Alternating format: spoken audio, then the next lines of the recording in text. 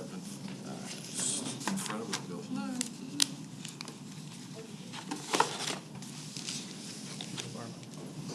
Okay.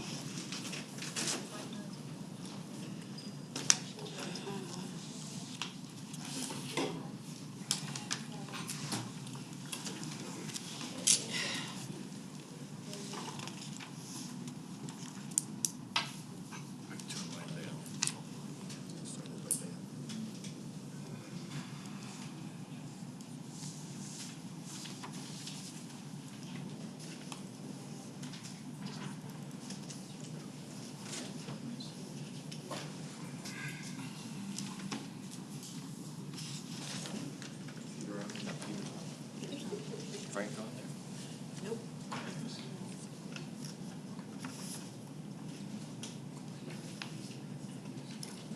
Yeah, I didn't know if that's everybody up there or how they. Yeah, that's a good one.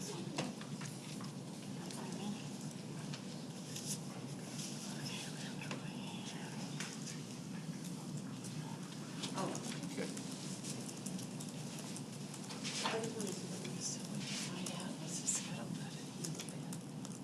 They're going forward with it and everything. I didn't ask the superintendent what happened when he was on the speaker. Highland will tell you, I'm sure. There were several searches that all of a sudden Highland will tell you. Yeah, we just celebrating. All right. Hello, Ms. Markham. Do we have everyone in the room? Good.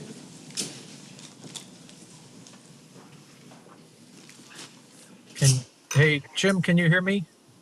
I can hear you, Frank. I can. Can you hear me? Yep.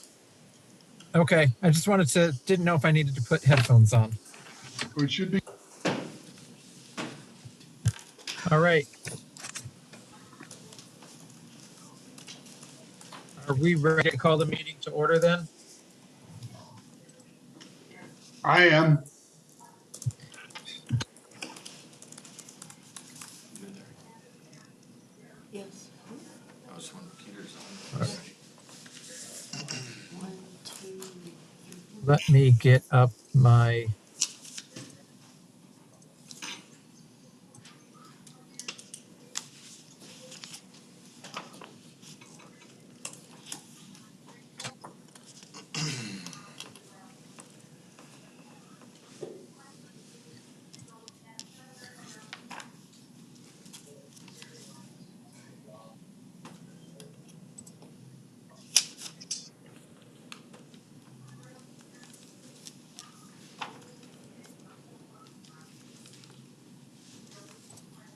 Good evening, Frank. Hey, good evening. Is Mr. Kaltenbach and Mr. Hutchinson also present? Everyone is present. All right, then why don't we call the meeting to order? I'm looking for my agenda. I had it up and I accidentally shut it.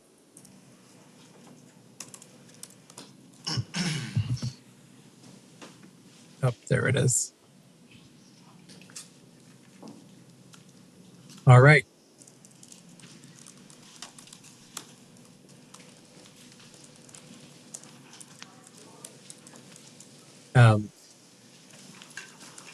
First item is the adoption of the agenda. I would entertain a motion to the agenda as presented. So moved. I'll second. All right. All in favor, say aye. Aye. Aye. Aye. Any opposed? All right. Moving on to the Pledge of Allegiance. Yusra Millenbaugh from our professional development team will come forward and lead us in the Pledge of Allegiance. Thank you. You'll join me in saying the Pledge of Allegiance. I pledge allegiance to the flag of the United States of America and to the republic for which it stands, one nation, under God, indivisible, with liberty and justice for all. Thank you. All right. As we move into a moment of silence, I would just like to dedicate this time to Teresa Donovan, who passed away Monday, Mr. Donovan's daughter, as we have a moment of silence.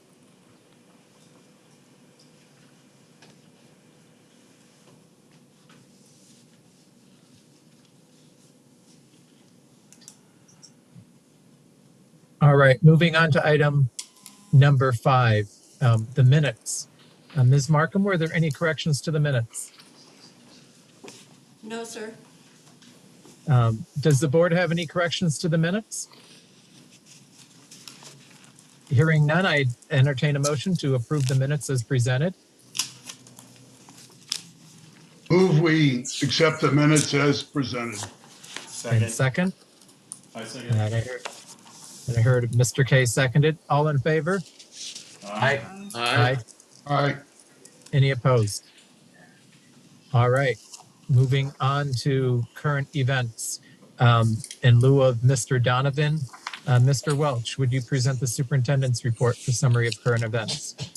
Thank you, Chairperson Straka, governing board members. It's been an exciting month since we last came together for a meeting. Just a couple events, some of which are bulleted there on the agenda for you. But as you know, West-MEC is very much about high-quality CTE. It's how we fulfill our mission of preparing students today for the careers of tomorrow, is by providing them and connecting them with opportunities of high-quality CTE. As a testament to that, we've had several national CTE school districts come and tour West-MEC recently, not only to see our state-of-the-art facilities, but to see the good teaching and learning that's happening in those facilities. So we've had systems from Utah, Michigan, that have come in the last couple of weeks. Scheduled this Thursday and Friday is a new career and technical education school system out of Hobbs, New Mexico, that will be coming and touring to see the good things happening in our classrooms. West-MEC has really positioned itself as a thought leader. That really is represented by the recent think tank that our PD department put on, where we had 85 educational leaders throughout the West Valley and the Valley really coming together to think about legislative issues and how we can better shape career and technical education for the state of Arizona. In addition, West-MEC faculty and staff and leaders have been very involved in program development, meeting regularly with community leaders and educational districts, planning new programs and what their needs are. Most recently met with the Agua Fria School District as well as the Talas School District to talk about what their needs are for future programs. Superintendent Donovan, as well as administration, went down to Tucson to really tour Pima Community College and some of the work they were doing in the transportation industry, including electric vehicles. Speaking of electric vehicles, our Northeast campus hosted Nikolai Electric Vehicles to really come and see the facilities and talk to us about how we can better integrate electrical vehicles into the curriculum. We had a very, very successful commission meeting yesterday. That is Superintendent Donovan's commission of industry leaders throughout the valley that really guide future program development to make sure that we are the talent pipeline here in the Valley of the Sun for all their workforce needs. And then finally, I would just share that, boy, with all of this going on, our teachers, staff, and administrators just continue to live the mission to the fullest. I've had the opportunity to be in almost each of our classrooms over the last month, and I'd invite any of you to come into the classrooms and just see the good stuff that's happening and the real career training that's taking place. Our classrooms are exciting places to be. Thank you for the opportunity. Thank you, Mr. Welch. Moving on to the board member reports. Do any board members have anything to report? I do, Mr. Chair. Mr. Kaltenbach. On September 17th, well, actually before that, for the last 17 years, the Arizona FFA has hosted what used to be called a Green Hand Conference, now called Summit Conference, which is sort of a regional conference that they do sort of in 5 different places around the state to allow students to come to it. For the past 10 years or so, it's been hosted by either Millennium and or Canyon View High School. With less than a week and a half notice, Canyon View told the state FFA that they couldn't come there for a whole host of reasons. And so we were kind of scrambling, FFA was scrambling for a home for 350 or so students to spend a day in leadership development. And so I wanted to commend and thank Mr. Aaron Parsons, Mrs. Letitia Raynard Stroud, and all of the Southwest Campus staff for opening up the Southwest Campus and allowing those FFA students all to go there. They got to see what a West-MEC campus looks like. All of those 350 were West Valley students. So kind of worked out kind of a nice little recruiting thing. But I know that the staff at Southwest had to bend some things and work their way around to make it happen. And I just wanted to publicly thank them for allowing our FFA students from all of our satellite schools to get to go to a West-MEC campus for that day. So thank you very much. Great job, Southwest staff, and Mr. Kaltenbach. Somehow I think you probably had a hand in it as well, so thank you. All right. Anybody else? Moving on, we'll move on to item number 7. I would entertain a motion to approve the consent agenda. So move the consent agenda as presented. Is there a second? Second. It's been moved by Mr. Miglerino, seconded by Mr. Kaltenbach. Again, the consent agenda is not something that we discuss. So at this point, unless someone wants to pull something, I'll call for the question. All in favor? Aye. Aye. Any opposed?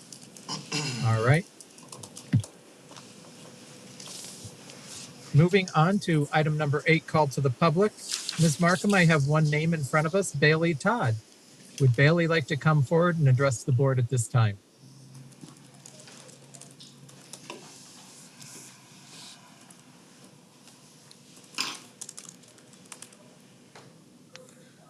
Good afternoon, Governing Board and Chairman Starko. My name is Bailey Todd, and I'm a second-year veterinary science student at the Southwest Campus and a senior at Buckeye Union High School. Throughout my time at both schools, I'd like to consider myself very active within their respected CTSO programs. Let me provide some background for you. Last year, I was able to serve as the Buckeye FFA chapter reporter, as well as my West-MEC Southwest Campus HOSA's chapter president. And this year, I am currently serving as the Buckeye FFA chapter vice president, and I've also competed and represented both organizations on numerous occasions, including which were in my own time. With already such a lengthy list, it continues to go on as I go into my senior year. During my first year in my West-MEC program, being able to balance both schools and CTSO programs was definitely a challenge. But with a little bit of drive and a lot of help from my FFA advisors, I was successfully able to get through my year.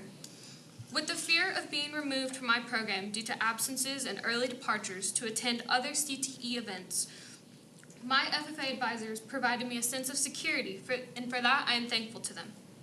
Moving forward to this year, being in the earlier session, starting at 1 p.m., I was hopeful to avoid too many absences related to non-West-MEC CTSO activities, until we found out that my agricultural issues team made it to nationals. With months of devoted time and efforts from my team, it was nice to hear that hard work had paid off. National Convention not only is full of competitions, but it's filled with career development and many leadership opportunities for its attendees. It is at the end of October, going on for 5 days, 4 of which are being school days. The thought of missing that many days in my program, I knew I'd be subject for a contract, as that would put me close to the absence limit. After numerous conversations with my advisors, we weren't really sure what to do. Thankfully, here at the Southwest Campus, we have an amazing team of admin who were able to help with this, the one time, but informed me that any other events would not be excused in such a way. For a school who promotes CTSO and expects homeschools to excuse students to be a part of CTSO programs representing West-MEC, why are we forcing students to choose which one is more important? As a student being forced to choose between programs, not only do I feel reprimanded by the West-MEC district, but it makes me wonder how many others have felt the same way. The current policy in which I'm seeking review and possible amendment to has been distributed to you. I feel it should read as to include any CTSO program hosted event in which documentation can be provided verifying the attendance from the adult advisor in charge.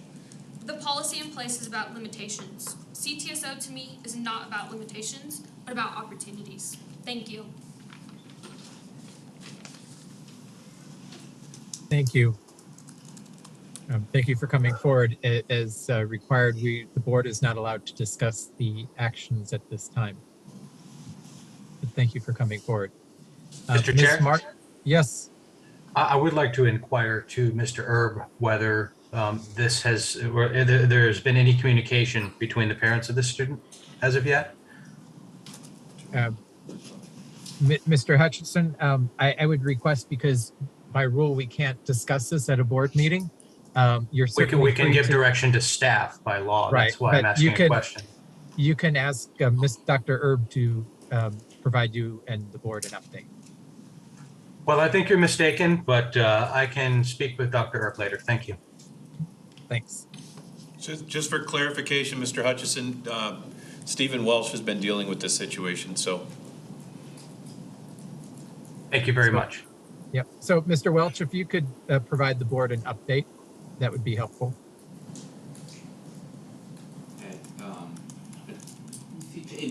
In future, Mr. Straka, thank you. I'll follow up with the board as well as the family. All right. Thank you. Moving on, Spencer Isom, our legislative update.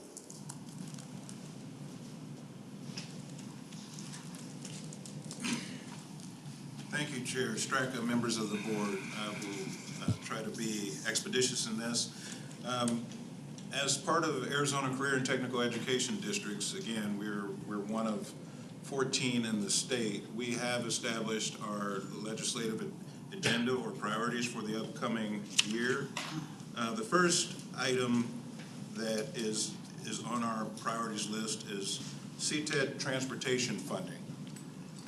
We're seeking to approach the legislature to aid CTE students and families with the expense and inconvenience associated with travel to and from their home high school to a central CTE program.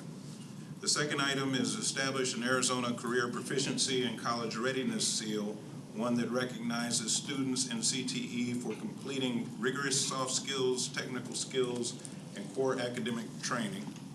The third is funding for CTE adult education. The fourth item, which is likely, initially we're going to approach the State Board of Education, but may end up being a legislative item, is establishing statewide articulation agreement, which would allow Arizona high school CTE program completers to receive no-cost articulated college credits from participating colleges and universities in our state. And the final item, which will start with the governor's office and which may ultimately be a legislative item, is we're seeking to continue CTE incentive grant funding to support industry credentials, credentialing of students in high demand programs. With that, I'll pause and entertain any questions from the board regarding those items.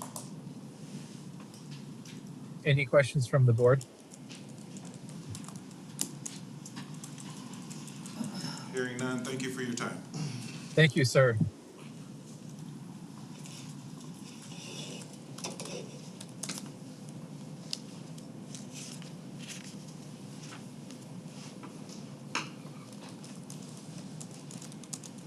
All right.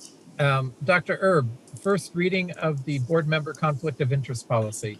Okay, Chairman Straka, members of the governing board, after our last meeting, it was requested by board member Hutchinson to consider adding a additional statement to the conflict of interest policy. So I have inserted on page 2 of this item, and it is first reading, so it's not up for adoption tonight. It's up for consideration and discussion with the board. The district shall not employ any former board member or a member of the governing board for a period of 2 years after the expiration of the governing board member's terms. I think it was shared previously, there is another district in the valley that does have this in their conflict of interest policy, but the majority of them that we followed up with do not. So I'll turn it back to Chairman Straka, members of the governing board, for your discussion to see if you want this considered to be additional language into this policy. Mr. Chair, may I begin? Certainly, Mr. Hutchinson. Thank you very much. So this is kind of a standard addendum that goes with many organizations, private organizations that have a board of directors. Many cities have it. And not to say that anything like that has gone on here, but it's a way of protecting future boards, future superintendents from any possibility of even the appearance of a conflict or a real conflict. I think this is pretty standard. And I don't believe this policy reading would be grandfathered back. I think we'd start this from here in the future. I'd like to hear the attorney pipe in on that. So I'm not looking to try to terminate anybody. I just want to protect us from any future conflicts. Thank you. Chairman Straka, just Susan Siegel, our legal counsel, is here tonight with us if there are questions you might have. Yeah, so I heard one from Mr. Hutchinson. Does anyone else on the board have questions? Because then maybe we could get all those questions for Susan in one round and let her respond in kind together. Mr. Straka, I don't have a lot of questions, but I understand there are very few boards that have this. We're rather unique. I don't see it as being a problem in our past. I have not seen it be a problem with other school boards, and I do not agree with Mr. Hutchinson that we need that clause.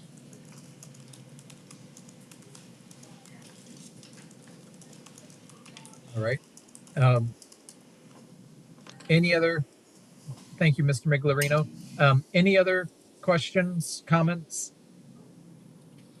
Mr. Straka? Mr. Kaltenbach.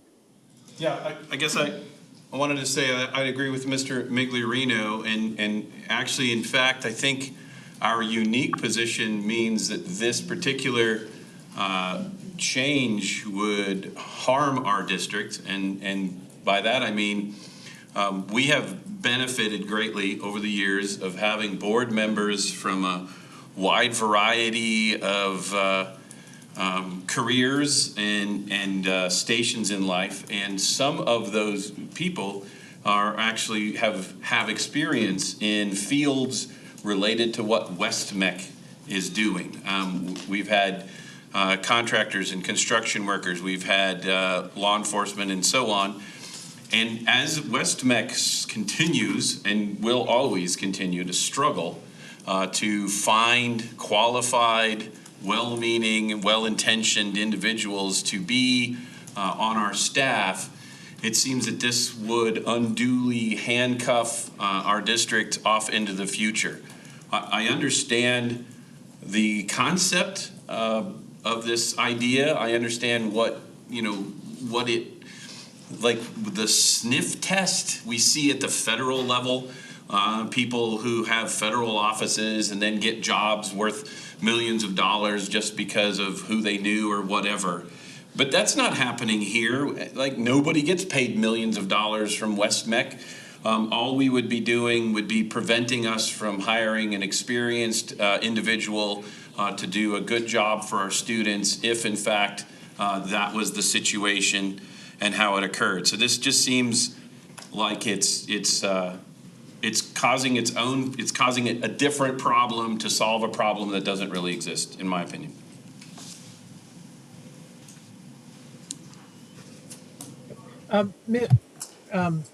Yeah, I'd defer to our legal counsel.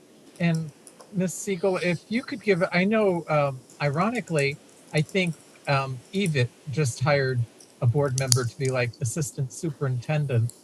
Could you just give us a feel for, I understand Peoria is the only district with this, and is there a attorney general opinion, your opinion, something on this? Mr. Straka, members of the board, of course, this is a policy decision. It's not a question of what's legal and what isn't. You have a whole host of conflict of interest laws that even govern post-employment with respect to working for another employer, but don't have anything that deals with this directly on point. I have to assume, if I were writing an AG opinion, which I have done in the past, that the absence of this, of anything addressing this, means that they haven't addressed it as a problem. There's only, as in the Maricopa County area, there is indeed only one district. I think that the districts that suffer the most and would need to be able to hire former board members are ones that are in the rural areas where teachers are hard to find, and in, of course, a specialized area such as your CTE teachers that you have. That's, of course, a policy issue. It's not a legal issue. So you do have statutes. You've got a legislature that has assiduously guarded against conflicts of interest in Title 38. And you have to consider the issue of being able to find staff and teachers that can fill your positions as you're needed. Mr. Chair, point of order. I'd like to thank Ms. Siegel for offering her an opinion, but a legal opinion should be, yes, we can do this legally, no, we cannot. Ms. Siegel is not an elected board member, and I don't want to hear her concerns about our staffing. Thank you. I'll end by saying that the legislature legally has not seen to adopt a restriction on former board members, and it certainly has in 38-504 had opportunities to do so legally. All right, thank you. So I guess, Mr. Hutchinson, my thought here, I would have some questions. You know, we have member districts, so you could have a similar thing where a board member, what about hiring board members of member districts? And then where does it end? And I guess, what is the conflict? Could you, I guess, help me understand what is the conflict that we're addressing here? Thank you, Mr. Chair. Our member districts have their own governing boards to set their own policies, so I'm sure they'll do whatever they think is right. What I'm talking about with this addition to policy is strictly being employed by West-MEC. Your check stub says West-MEC. A former West-MEC board member shall not be hired at West-MEC for a period of 24 months. Now, the reason this is, I want this put into place is to ensure that with future boards, future superintendents, we don't have a situation where the superintendent wants a board member to vote one way, and in order to do that, the superintendent says, hey, you know, vote this way, and I can give you a position as a administrator at a school afterwards. Now, do I think that's going to happen? I don't know. I can't see the future, but it is incumbent upon us to ensure that we never leave the possibility that that could happen. So that's why I'm suggesting the policy revision. So then would you be open to excluding teachers? Because we have a lot of trouble hiring teachers, and I would hate to, in the example of Mr. Ellis, that program was going to close if we didn't hire him. And that's where it sounds like you're more concerned with administration. No, that's not correct. I'm more concerned with any board member that could possibly receive compensation that they themselves have voted on, which is why it's 24 months. So I'm not going to buy into the fact that we can't find teachers out of the millions of people who live in Arizona. So we have to go to the 5 or 7 people that sit on the board, and that's our only option. If we can't staff the position, let's discuss the compensation and see if we can get it staffed. There's plenty of people out there qualified to teach these courses, and to suggest that nobody in Arizona wants to do the job except our own board member is quite frankly ludicrous. Thank you. All right. Any other, this is not a voting item, so if any other comments from anyone on the board?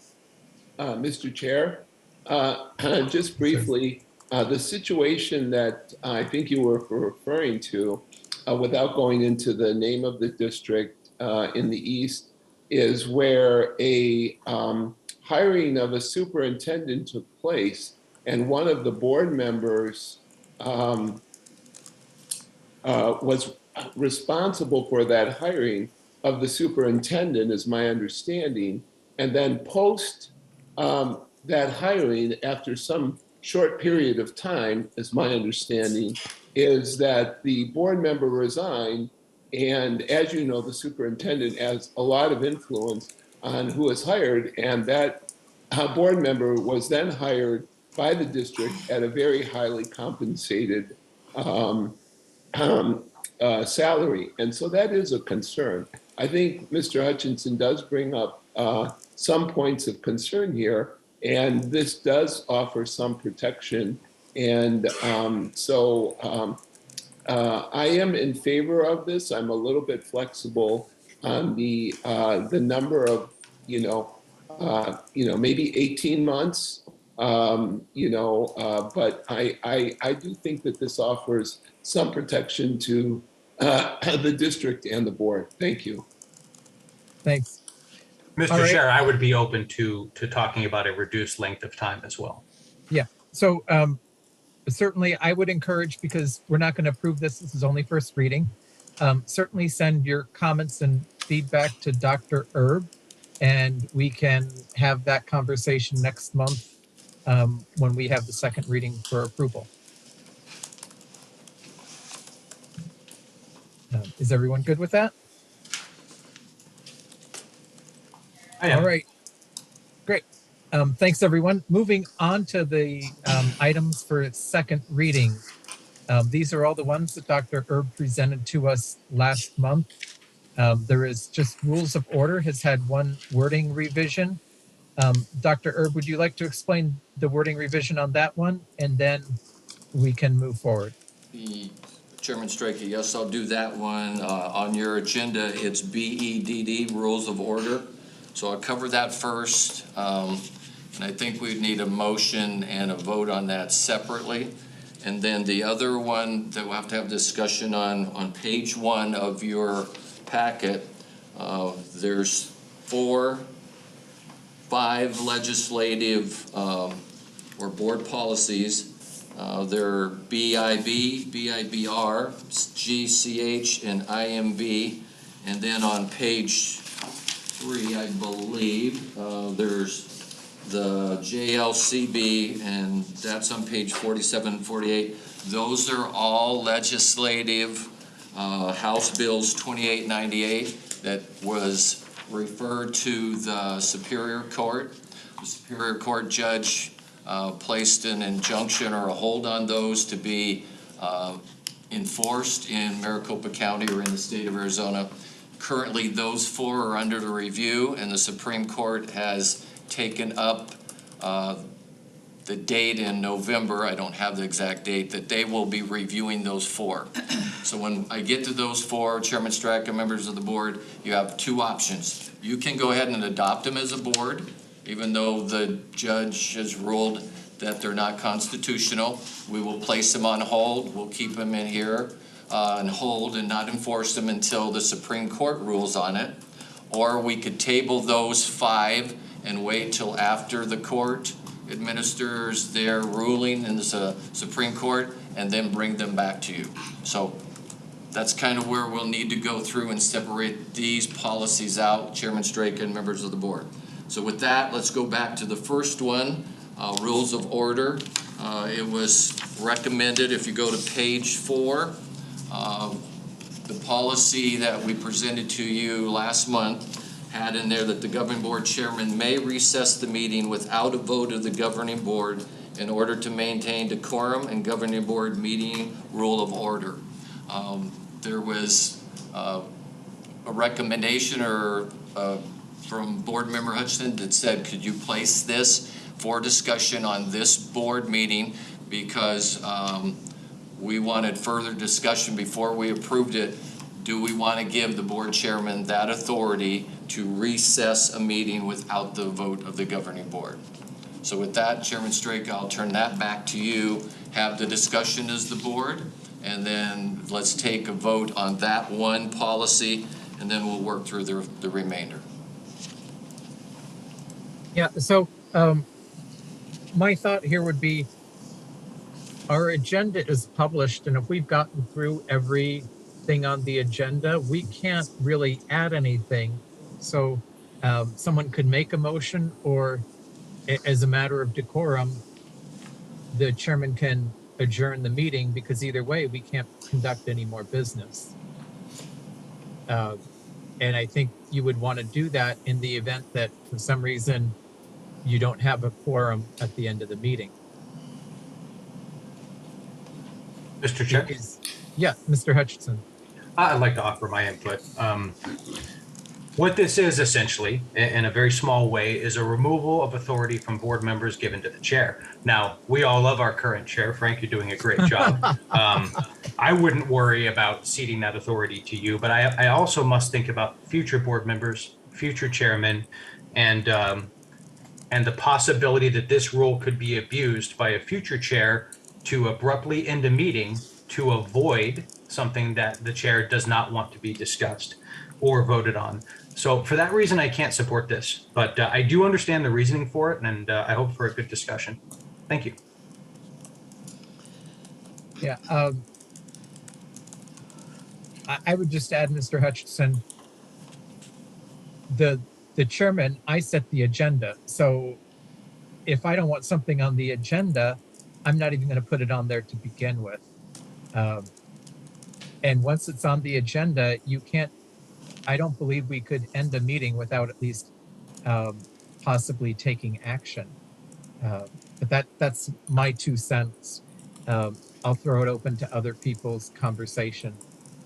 Mr. Chair, if I could just jump in for one final comment, Sure. and I don't mean to talk over any other board members, sorry. I have seen instances in other board members, I think we've all seen the videos from other school boards back east where a controversial topic is being discussed, everyone shows up, and the board immediately abruptly ends the meeting and leaves. So avoiding a possible confrontation with the public, which really just erodes the trust with the public even more. Not that I think we'd ever do that, and I hope we wouldn't, but I don't want to open the possibility. Thank you. Mr. Chairman, as often happens, I again disagree with Mr. Hutchinson and do not see the need to put this in writing. So I think that so just to clarify, Mr. Miglerino, the changes are to allow the board chairman to dismiss without a vote. Mr. Hutchinson is objecting to those changes. I have no problem with allowing the chairman to dismiss without a vote. Okay. Mr. Chair? Yes, Mr. Kaltenbach, Ms. Wiley? So the purpose of this is to maintain decorum. It's not about argument between board members. It's about public safety and unforeseen craziness. Who knew 20 years ago we would be seeing this in our public venues? But it is happening where public safety is at risk during these meetings, and by law you can't stop a meeting, and so this would allow the board chair to recess the meeting to protect public safety. Now, you would have to come back and figure out when you were going to meet again and figure all that out, and no other work would happen. And it's not changing the agenda. It's not doing anything. It's just saying, hey, we're going to stop while whatever this craziness, this unforeseen thing is happening, and then we'll figure out how to pick it up later. I don't think, I don't really see how it would be abused. Of course, I wouldn't have told you 15, 20 years ago that this would ever be something that we might even consider. But given the way of our world at the moment, I'm done predicting what may or may not happen. So this is just a way that you could safely extricate yourself from an unsafe situation and then go figure it out later. So for that reason, I am for it. Ms. Wiley, Dr. Pingarelli, anything to add? I'm not ready to cede that power. I think it takes only moments more for the full board, if there's a situation, to quickly adjourn a meeting. And Chairman Straka, I do look to the future. If there's a persnickety board member, or a chairman that just doesn't like something that cannot be struck from the agenda because of something new, and then just decides to adjourn the meeting. So I was a little bit on the fence, but I've listened to both sides of the arguments. And so, I'm definitely, not for this. Thank you. Okay. So let me put a different situation out there, just kind of, and then I'm going to call for the question. So let's say, Dr. Pingarelli, next year you're chairman, and there's a controversial item, and the police have removed all the board members, but you're stuck in the room because the meeting hasn't adjourned. You would not be able to leave the room, and we wouldn't be able to protect you. And if a crowd of 100 people came pushing against you, you would not be able to adjourn the meeting and leave. Are you prepared to face an angry crowd in your safety in that kind of situation? It's a hypothetical, and it's hard to comment. And I think if it was a critical public safety issue, the police would not, they would usher all the board members out, I would think, if it would be that situation, and then it would have to be reconvened. I'm worried about more of the more subtle aspects of it. I think that we are, we're seeing some things on television, and I think, I just think that, changing this right now, I think this was recommended by ASBA. I just don't, I'm concerned about it. All right, Ms. Wiley, do you have anything? No. Mr. Chairman, can I ask one more thing? I understand our attorney's here, correct? If this goes to a reading and it goes to a vote of the board right now, which is 6 members, and it's 3-3, the motion to adopt die. Correct. Okay. That's correct. Just saves us money. All right. So we won't, so we will table, so you're proposing to postpone this to a later time, Mr. Miglerino? Well, I'd like to get on with the rest of them. If we go through these one by one, I've got some priorities that I have to deal with. And I would like to deal with important things that I really think will have a real impact on our educational programs, our staff, etc. Dr. Erb, which are the ones that are dependent on the Supreme Court? The other ones that we have to consider either to table or go ahead and adopt when we won't implement them. On your page 1, it's BIB, Board Member Development Opportunities, BIBR, which is a regulation, GCH, Professional Support Staff Orientation, and then IMB, which is Teaching Controversial Sensitive Issues. And then the fifth one is the face mask and the immunization. And that's JLCB on page 47 and 48. So the board can adopt them all like we've done in consent previously, and then we won't implement those 5, or we could table those 5 and then adopt the rest of them that are on here like you've done previously, because we have received no further questions from the board for clarification on any of the remaining policies. All right, so could we do this on everything but the first one? Could we adopt them and just footnote the 5 that Dr. Erb mentioned? We would hold approval, or approval is, implementation is dependent on a Supreme Court ruling. I would recommend and move that. Second. Second, any other discussion? Mr. Chair, Mr. Hutchinson?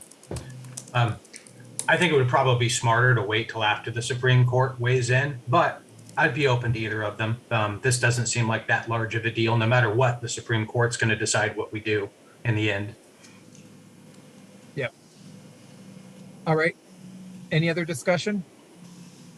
So hearing none, I'll call for the question, and that, just to restate it again, it's approving all the agenda item or all the policy items in second reading, with the 5 dependent on the Supreme Court, and we are not doing anything with BEDD. All in favor, say aye. Aye. Aye. Aye. Any opposed?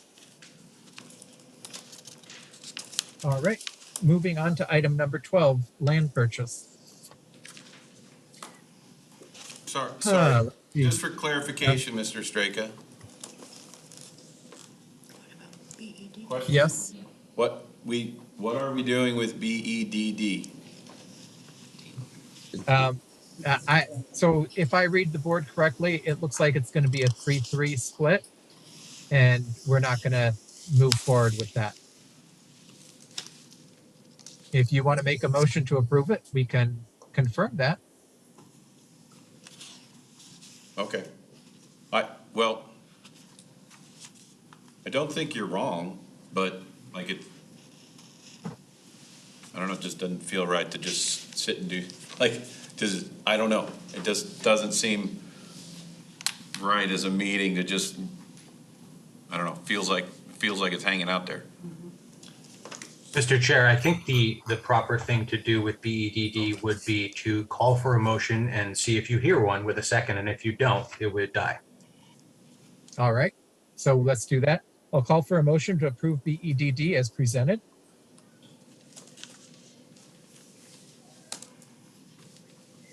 I'll call a second time. Hearing nothing, this will die, and we will move on to item number 12. So, Ms. Markham, you can reflect in the minutes that there was no motion to approve BEDD, so it died for lack of motion. All right. Number 12, land purchase. Dr. Erb, who is going to bring us the land purchase? I know we've gotten a lot of paperwork. Okay, I think I can do a little bit introduction. Dr. Isom can do a little bit more. In your packet, you have the picture, 3 different pictures of a location for the 30 acres next door adjacent to the central campus. You were sent the letter of intent by Superintendent Donovan and by Mrs. Markham. In the letter of intent, this is not a complete statement of all the materials that may be agreed upon. This is not an intent to impose any legal obligation on either party. This is all in the first paragraph.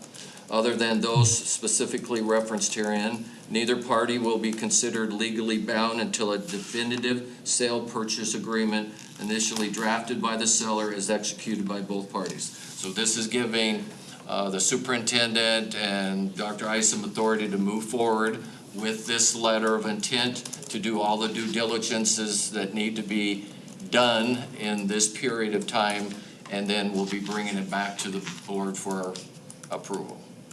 Anything you want to add, Ms. Siegel? Anything you want to add? No, all I'll add is that our Gus Rosenfeld, real estate attorney Laura Sever Blanco has reviewed this and made some minor tweaks, and it meets legal approval. And I'm here to answer any questions the board may have. I think that Dr. Hurd made a good point in the language in that first paragraph. It is a letter of intent to have discussions, but it does not commit either party, and we move into a due diligence period. Yeah, a letter of intent is simply I want to proceed, kind of getting formal interest in a property, and like everybody said, it doesn't bound anybody until we have a purchase agreement. Mr. Chair. Mr. Hutchinson. I do have a question, but I want to proceed it with a comment to explain why I'm asking the question. I'm a little bit concerned that we're purchasing land before we've even discussed that we're even going to have a building project in the future. So I think we're putting the cart way before the horse. But that being said, the price is very, very good. John F. Long is selling to us at below market, which is very much appreciated. And I wouldn't be opposed to the purchase based on one question. And now, because we haven't done the due diligence yet, this might not be answered, or this may be a question for the future, but are there going to be any special restrictions placed on the purchase? Meaning, a year from now, if we decide not to pursue a building project, are we able to sell the land or transfer it anyway? I know a lot of times when special considerations are given on price, that it comes with restrictions on what we can do in the future with it. So if we haven't addressed that yet, that's a perfectly fair answer. Thank you. Dr. Isom, I'm not aware of the Longs ever putting such a restriction on us, because certainly it is possible that, you know, we swap some of this land for land in a different location. And if you have those restrictions, it makes it less attractive to everybody. Dr. Isom, any comment? Yeah, I think I heard the question, and really that's what this due diligence period will allow for. I mean, it is, you know, within the city of Glendale, that the letter of intent and the time frame specified in there will allow us to look into any land restrictions without commitment. So I'll defer to the attorney if she has anything to add, or if I did okay. You did just fine. All right. All right. Another thing I will point out is, and this is not to encourage one way or the other, but I think over the last several weeks, and we plan to continue that, you kind of heard about the growth throughout the West Valley. And with this being our central campus, without looking at this land, there's a possibility, you know, that campus will be forever landlocked. So we would not be doing our due diligence as staff if we did not bring this opportunity forward, anticipating future growth, and as board member mentioned, at a excellent price. So, Mr. Chair. Yes, sir. So what spurred my question is a situation that I would guess Dr. Isom might be very familiar with, in which we got some free land in the city of El Mirage from John F. Long, and it was very generous of them, and we still thank them to this day. But it did come with some restrictions, as to be expected when we got such a smoking deal. So I just want to be clear what kind of restrictions may come with this, but it sounds like that's going to be part of the due diligence process. Yep. that's correct. And again, Mr. Hutchinson, this is just a motion to move forward. It doesn't commit us to buy anything. Understood. Because Thank you very much. Yeah, any other comments from the board, or are we ready for a motion? I just have one question. Is this the airport inverted funneling thing? Is this going to have height restrictions? As part of the due diligence, I don't believe there will be. It's not in the airport runway, but that's part of our due diligence. We talked about it today. There isn't any CC&Rs, and to Mr. Hutchinson's point, When we bought previous land from the Longs, we did have to go through a lot of CCNRs. There were a lot of restrictions we had to negotiate. So that'll be part of the city of Glendale to say, are there any height restrictions? Are there any runway issues? Knowing we have the Northeast campus and the Deer Valley Airport goes right above our buildings. So we'll bring back any of those restrictions to the governing board in our due diligence process. And if it isn't going to be favorable to West-MEC, I'm sure Superintendent Donovan won't bring it back as a recommendation. That's fair. Mr. Chairman, with that being said, I make a motion that we move forward with the letter of intent. I'll second. Okay, there's a motion and a second by Dr. Pingarelli. All in favor, say aye. Aye. Aye. Aye. Any opposed? All right, motion carries. Thank you, Dr. Isom. Thank you, Dr. Erb. Moving on, Cartwright Elementary District presentation.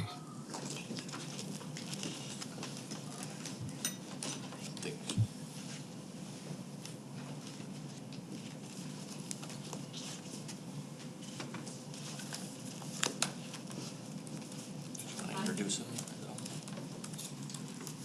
Okay. Good afternoon, or evening, I should say. Good afternoon, Governing Board President Chairman Frank Straka, good Governing Board members, Associate Superintendent Erb, and Assistant Superintendent Welsh, and audience. We are very pleased to be with you this afternoon, and we are also very privileged to be partnering with West-MEC, and very pleased to receive funding from you. It helps us to receive funding and do some very innovative projects with our 8th grade scholars in our district, and we are very pleased to come and report to you back on some of those projects we're doing in our district today. I'm very, very pleased to have members of my excellent team with us today.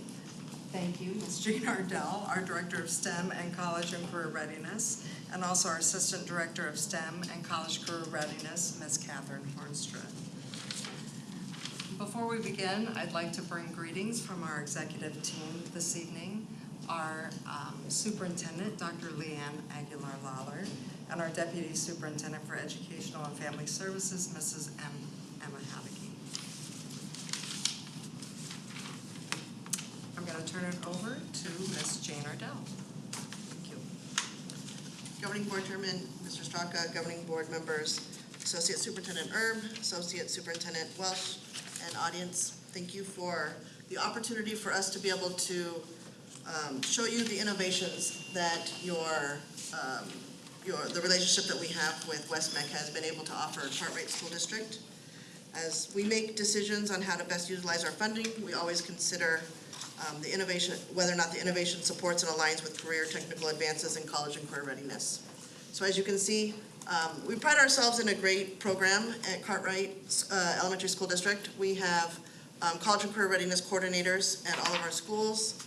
We have college and career exploration trips, virtual West-MEC virtual trips. We have a kickoff event, CTE programs that include industrial tech, STEM, and culinary arts. We have been creating makerspaces at the majority of our schools, and many of you have actually been able to attend the openings of those, which has been awesome. We have STEM career exploration, college prep programs, and we have the high school expo. Everything that you see that is underlined has been something that has been funded by West-MEC, which of course we appreciate greatly. And everything that is in gray is something that that has happened in just this past year. All right, in order to prepare our students for careers of the future, we focus on providing opportunities for our students that they can take out into the real world as they enter college, potentially a technical or trade school, and ultimately the workforce. Our students must be well-rounded and technically skilled to meet the needs of today's challenging workforce. There's, as we probably know, there's a lot of jobs that will be in our future that we don't currently have, that we are preparing our students for. Listed here are some of the STEM opportunities we provide for 6th through 8th grade students. And again, the burgundy and underlined, funded by West-MEC funds and provided to our 8th grade students. And then with that, we're able to weave in other opportunities for other grade levels that prepare them for what they will receive in 8th grade. One of the things that we're especially excited about that we purchased with the previous year's West-MEC funding were our drones and our virtual reality goggles that the students just go crazy over when we bring them out into their classrooms. Another part of the funds were used to purchase Bloxels. This is something we have been purchasing license for since 1819, and we are continuing with our kids. The scholars are able to explore with this platform and create an easy entry point for them to learn fundamental STEM concepts through the engineering design process, as well as computational thinking in designing their own video games. Students who enjoy the tactile, visual, artistic part of design, as well as those who enjoy the digital coding and video game design piece, thrive using this program in our classes. These kits are an excellent way for students to demonstrate their own understanding of not only the STEM concepts, but they're able to take concepts that they learn in their core content classes and bridge that together with projects that the STEM teachers do to help build their understanding of what they're learning in the Gen Ed classroom. For example, if students are learning about a historical event in a social studies or social sciences class, they learn about it in their history class and then they apply it through designing a game aligned to that historical event.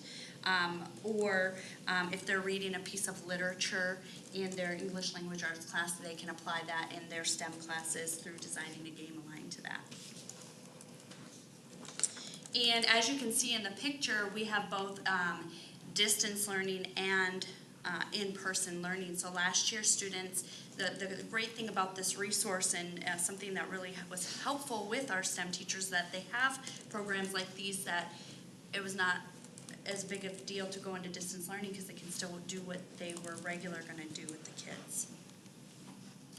As Catherine was saying, during the spring of 2021, we were able to come back to our campuses and return to in-person learning, where we were able to bring our virtual reality goggles to our classrooms. They are checked out. They are, with all of our 8th grade students, or have access to these virtual reality goggles. They get to see everything from games to historical events to just events in Africa where they're walking through tombs and just seeing all sorts of great things. And we do really attribute, this to the ability to have funds that we would never have had access to. Here you can see our STEM specialist. This is Ms. Deirdre Shetler. She's doing our first lessons with our 8th graders to engage them in a real-world lesson with drones, as well as modeling the use of drones with our educators. So you can see both our students here.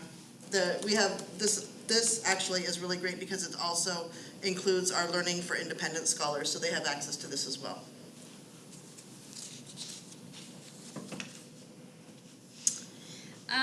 The industrial tech classes that we offer at our middle schools focuses on drafting and design, woodshop safety, and the engineering design process is woven through all of the lessons and projects that they do with the kids in this class. We utilize the Corel Draw program to design wood and acrylic projects that teachers teach the students how to cut out on a laser cutter. And you can see in the lower right-hand corner, those are actually phone holders, cell phone holders that were created from that laser cutter and designed in that program. We are excited that our industrial tech teachers continue to integrate new ideas of projects into their lessons that provide our scholars with the opportunity to use various tools in the woodshop and then also add their personal touch to whatever they create with the engraving of the laser cutter, which was funded through West-MEC. here is an example of one of our teachers. There was a box project where they were engraving their names. They were making all sorts of things. I mean, they make things from a box game to jewelry boxes to whatever they choose to design in the class, and then they can personalize it with their name, a piece of art, or whatnot. I will add that we are going to be adding industrial tech to all of our K-8 schools as well. In the past, they've only been in our middle schools, so we're going to add them to K-8, so all of our students will have access to our industrial tech classes. We also have our Culinary Arts program. We have had Culinary Arts at Estrella Middle School. We're excited that this year we're able to add culinary to Atkinson Middle School and offer more opportunities for culinary to our scholars. The past few years, this has only been an after-school opportunity, and it still is offered for students after school, but as well during the school day. Students in these classes learn about nutrition, food preparation, creating healthy dishes, and culinary arts as a career. Here we have an executive chef. He actually is over in Scottsdale. He opened a brand new restaurant this year. He comes in every year to work with our kids. He was actually the Chopped champion, for those of you who watched the show Chopped. Last year he zoomed in with our kids to kind of do a little bio and talk about how he ended up in culinary, which was not what he wanted to be when he was younger. And then he comes in and does the demo with the kids. They all taste the food, and we had some kids, they help with the preparing and the plating and things that they learned in the class. So really fun experience for our kids, but a lot of the funding for what is in those classrooms to make that happen obviously comes from, again, West-MEC.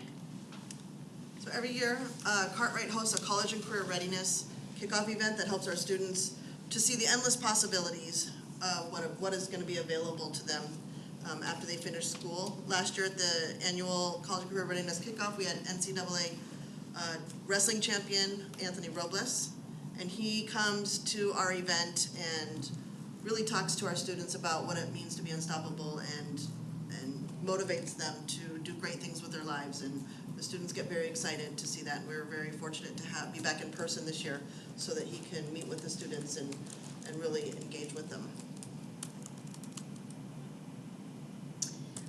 This is our most recent Makerspace, so you can see the transition of that room. And actually, those walls on the before picture were white, and everything was kind of like blah, and then it turned into this beautiful space where our kids can go explore. This is at Raul H. Castro Fine Arts Academy, and we opened this in August. Rasan, you'll see in the next slide, he was there for the ribbon cutting with our superintendent and administrators from the school, as well as the STEM teacher there. The spaces that we are able to build, these maker spaces, allow opportunities for inventing, building, and designing to assist students in gaining the 21st century skills that are needed to prepare for careers of the future. 8th grade students are able to use the space for during the day learning, but we also have some of our schools that use the spaces for after school clubs, and even some that have brought in parents to work with the items in there. Oops. So coming in 2021-22, thanks to our funding from West-MEC, we'll be able to continue to purchase our technology, materials, and all of our learning resources for our 8th grade students. In addition, we'll be able to maintain upkeep of our current technology, machinery, and tools in the classes and our maker spaces. These are some of the things that we'll be adding. Our Zello, our career, we have career and future ready platform Zello. We have all sorts of choice electives for our students.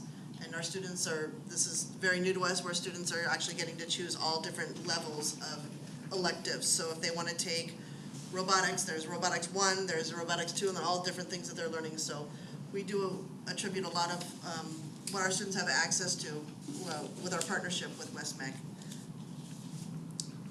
And each year our CTE programs and STEM programs are growing, and we do, want to just come here tonight just to thank you guys for your great partnership and see if you have any questions. And Dr. Cruz, did you want to say anything else? Or?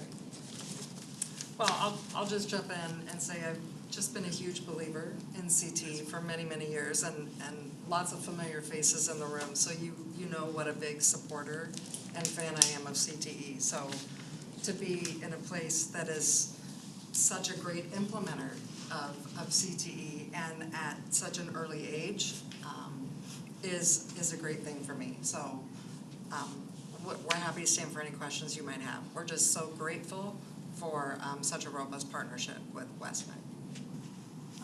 I just have one question. Reaction from parents. Is there any? Yeah.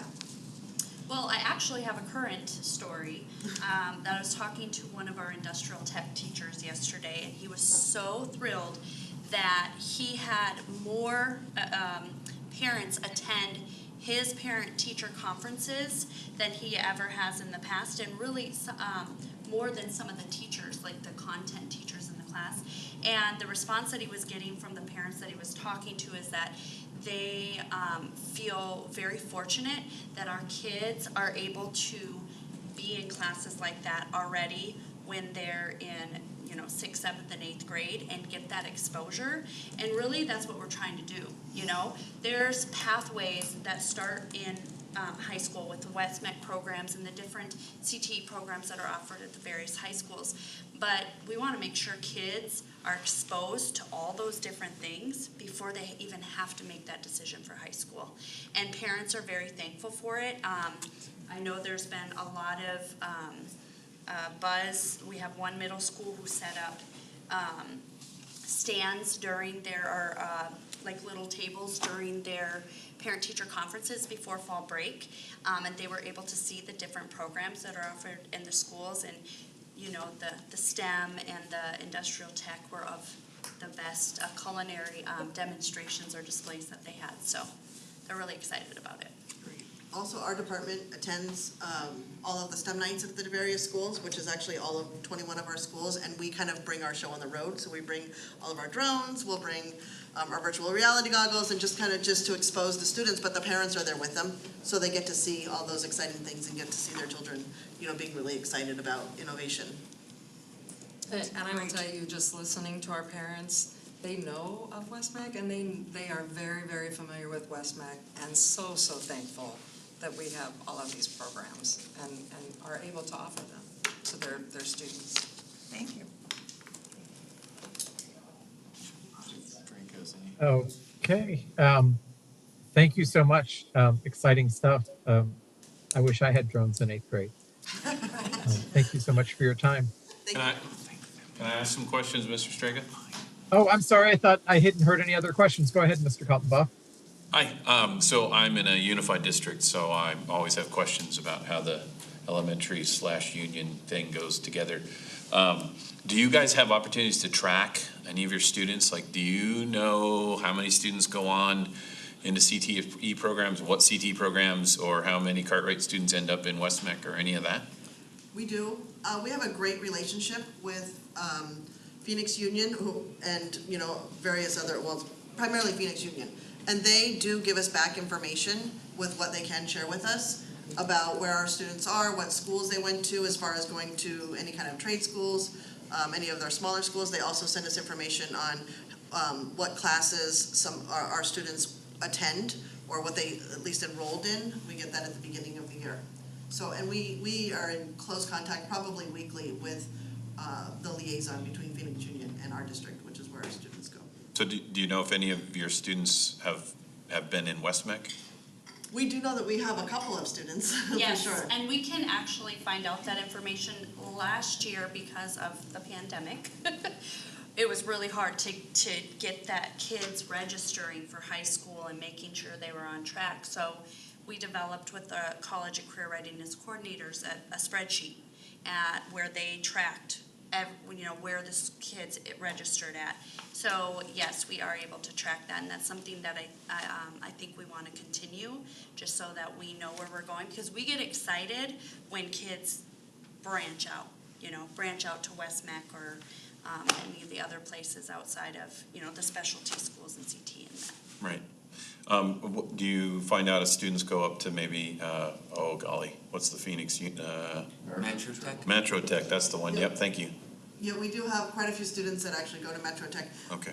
We've done a lot recently about bringing all of the schools in Phoenix Union to expose our students to it. So they, over the last year, because they were virtual, they were exposed virtually to pretty much every single school in the Phoenix Union district. So our students did get exposed to a lot more and were more excited about going into the trade schools and the schools that they felt were more inclined to what their interests were. Definitely more in the last 2 years than we've seen so far. Yeah. So I was looking at the map, and it looks to me like the vast majority of your students either go to Trevor Brown or Maryvale. Is that right? Yes. Trying to take some efforts to change that up a bit. So ensuring that kids have access to see all of the different schools. Right. So as Ms. Ardell said, students have gotten access virtually to every single Phoenix Union school. Okay. So they have gotten presentations from every single one of the schools in Phoenix Union through the high school process. So we've already started that process. And then they can just go to whatever school they want to go? They can go visit every single one of those schools. Okay. But we have brought them virtually to every single one of our K-8 to our schools, through every 8th grader to all of their schools. And every parent and every student will have all of those brochures. They will get them mailed to them so that they have all of those brochures. So there's a foregone conclusion. They will receive all of that literature. And it's not one of those where I have to go search and find it. Right, yeah. They will receive it. It's, Okay. they don't have to go search and find it. As well as we have a new college and career readiness platform called Zello, which is the same one that Phoenix Union also uses. So whatever they do in our district, we will then transfer the data to them so that they don't have to start again. So their portfolio will transfer with them. At their end of their 8th grade year, we will transfer their data. So they don't have to start again. So then we can follow what they're doing. Okay. Because I was really excited about the industrial tech, being an industrial tech teacher and getting kids to measure and that kind of stuff. But then I noticed that like Maryvale doesn't have any of that. Right. So then you get the kids excited, then you're like, oh, go to a school that doesn't have it. It's kind of And that's one of the reasons that we're bringing it to all of our schools too, is it's a program that we value. And we feel that our students need to be exposed so that when they do see opportunities outside of Maryvale or Trevor Brown, that they do take advantage of those opportunities. Very cool. Thank you. I'm done now, Mr. Straka. Thank you very much. Good questions, Mr. Caldwell. Anybody else? All right, thank you again. Thanks again. All right. Accreditation presentation, Mr. Welch. Thank you, Chairperson Straka, governing board members, Dr. Erb.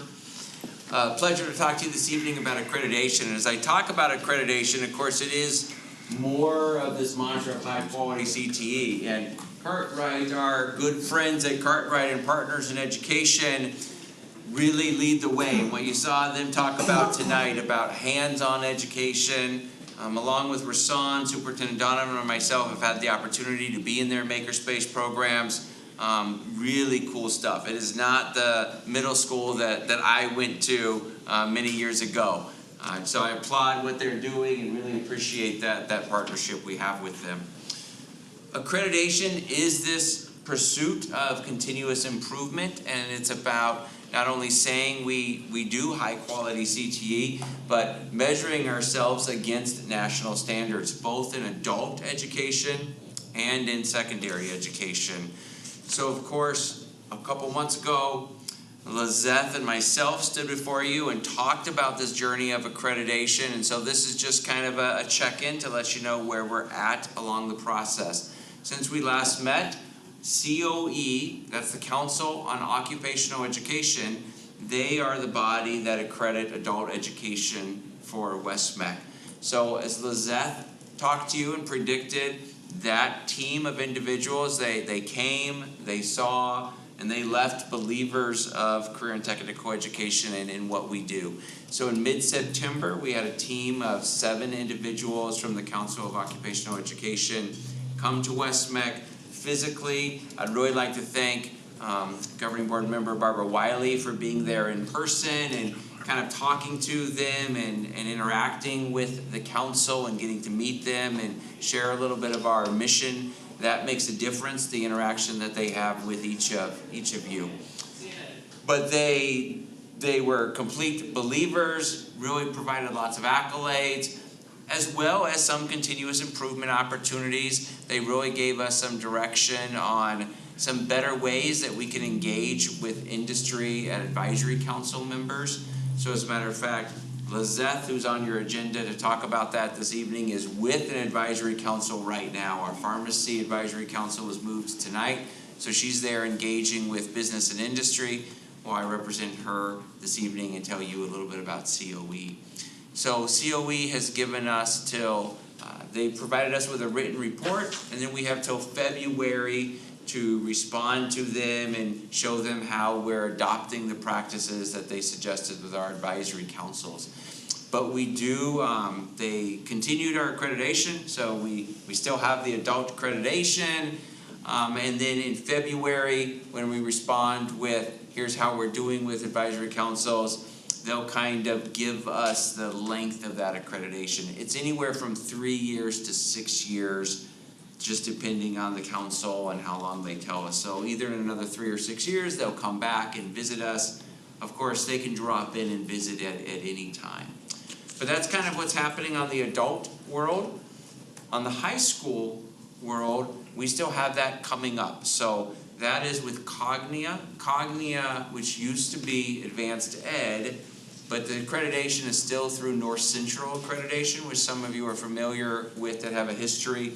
They will be coming here October 31st through November 4th. It unfortunately will be virtual. They'll be coming virtually. We have a team of 5 individuals. The team lead is from South Carolina. They'll be joining us virtually. We've got some really cool things. Thanks to our communications and IT department, we have the ability to do some virtual tours that we haven't been able to do before. So we're very excited to be able to virtually take them through our buildings, introduce them to students. But they'll be meeting with parents, stakeholders, and really going through our evidence. So tonight on the agenda, really what made that agenda so big is you have a very lengthy narrative of 100+ pages, and that represents everybody in the district, all of our teachers, our counselors, our administrators, our administrative professionals, really working hard to document what we do to represent quality CTE against the standards presented to us by Cognia. The team's going to come, they're going to look through those narratives, they're going to look at the artifacts, and then they're going to give us some guidance as well. The team would very much like to interact with each of you, so the team has scheduled an interview for those of you that can participate. And again, we apologize, we don't set this, it's during the middle of the day, which makes it difficult for you, understandably. But Monday, November 1st, from 11:15 to noon, is a Zoom with board members. There will not be any West-MEC staff there. It will just be you and then the team members from Cognia. And I have sent with email, I'll follow up with another email though, sample questions. Basically they'll ask you, about your serviceship on a board, what's the purpose of a board, what's the mission of West-MEC. But we appreciate anyone that can participate to be able to participate. Again, if it doesn't work for you and you'd like to submit something else to the board, I'm happy to coordinate that with you. But I look forward to, in November, providing an update on how the visit went. I look forward to lots of accolades and this group becoming believers just like COE did. And with that, I'll pause and stand for any questions on either COE or Cognia. Mr. Strega? Mr. Kaltenbach, go ahead. Mr. Wells, can you share with us some of the advisory things that we weren't doing? Thank you. Mr. Kaltenbach, Chairperson Straka, Council on Occupational Education is a very different world, and they're very black and white. So one of the areas they wanted us to look at is aviation, for instance. So for us, our aviation program is our aviation program. There are some students transitioning out of the Air Force that already have airframe and they're just taking power plant, for instance. But we still see the aviation program as one program. So when we go and talk to advisory council members, we're talking about aviation. And yeah, sometimes we'll talk about airframe, sometimes we'll talk about power plant, sometimes we'll talk about general, but it's all a program for us. For the Council of Occupational Education, they really see it as separate programs. So they wanted our agenda to be, instead of just having the Aviation Advisory Council agenda, they wanted us to have aviation airframe, and then a separate agenda, aviation power plant. So it's some mechanical stuff like that, not, we certainly are engaging with business and industry and doing everything, but there was some crossing of the T's, dotting of the I's that they wanted done a certain way. So we're working through some of those things. Thank you for that clarification, because by my way of thinking and talking to everybody around the state and people in other parts of the nation, like it seems like West-MEC is like the leaders in what advisory committees should look like, and so then to find out like we weren't doing something, it just kind of sat with me wrong. Does any of the COE requests then run afoul of Perkins requirements? Like if we then have these separate agendas, are we then not doing what Perkins wants us to do? It's a good question, but not that I could see. It's just a little bit of hoop jumping, and much of this has to do with because it's Federal Department of Education. So we're having to jump through some hoops that we haven't had to on the high school side or through Perkins. Well, they had to say something. What's their background? The people that come out here and do this, the COE. Yeah, they are, on the COE and the Cognia side, they are practitioners within the field of education. So for COE, each of the members that were here, the 7 members that were here, they all worked for a private technical school of sorts. So we had, a person from Colorado that was doing some aviation stuff. Someone from Tennessee was doing, I'm trying to remember the specific things they did, but they all came from technical schools, which is good. From technical, privately owned technical schools, not government. Correct. All, I'm gonna take that back because I think one of the members was from a community college, it was a technical community college that specialized in trades areas, but is a community college, so it was a government school. The other ones were from private schools. On Cognia, they are all practitioners from high schools, mostly public high schools.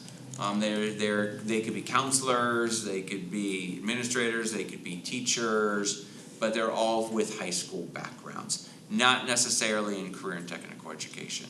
One team member that we have is from Cabot, actually, so it is from a Cted here in the state of Arizona. So that's exciting because that individual will be able to really educate the team about Arizona career and technical education.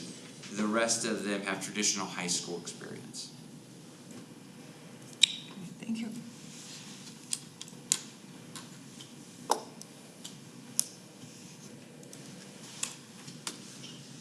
Thank you. Thank you, governing board members. Again, I'll follow up with an opportunity in the Zoom link for the interview. All right, thank you, Mr. Welch. All right, moving on to student career placement service and credentials. Mr. Welch, you're not going very far, and is Ms. Hooten there as well? Sorry, Chairperson Straka, governing board members, Associate Superintendent Derb. This time this is a much more exciting presentation because Jessica is going to join me and I'm going to speak very, very little.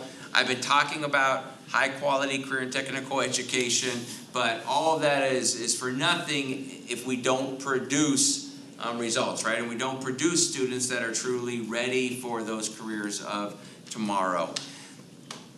With that mantra, the data that we really follow very closely and track are both industry credentials. So if we believe students are career ready, we believe industry credentials really represent that readiness. And then to make sure that students really are transitioning to that next level of either career or college, we track and have a placement tracking system to make sure we know where they're going. And this continues to impact our continuous design. But this evening, our Career Services Director, Jessica Putin, is going to take you through a presentation that talks to you about the industry credentials that we connect young people with and how we track that.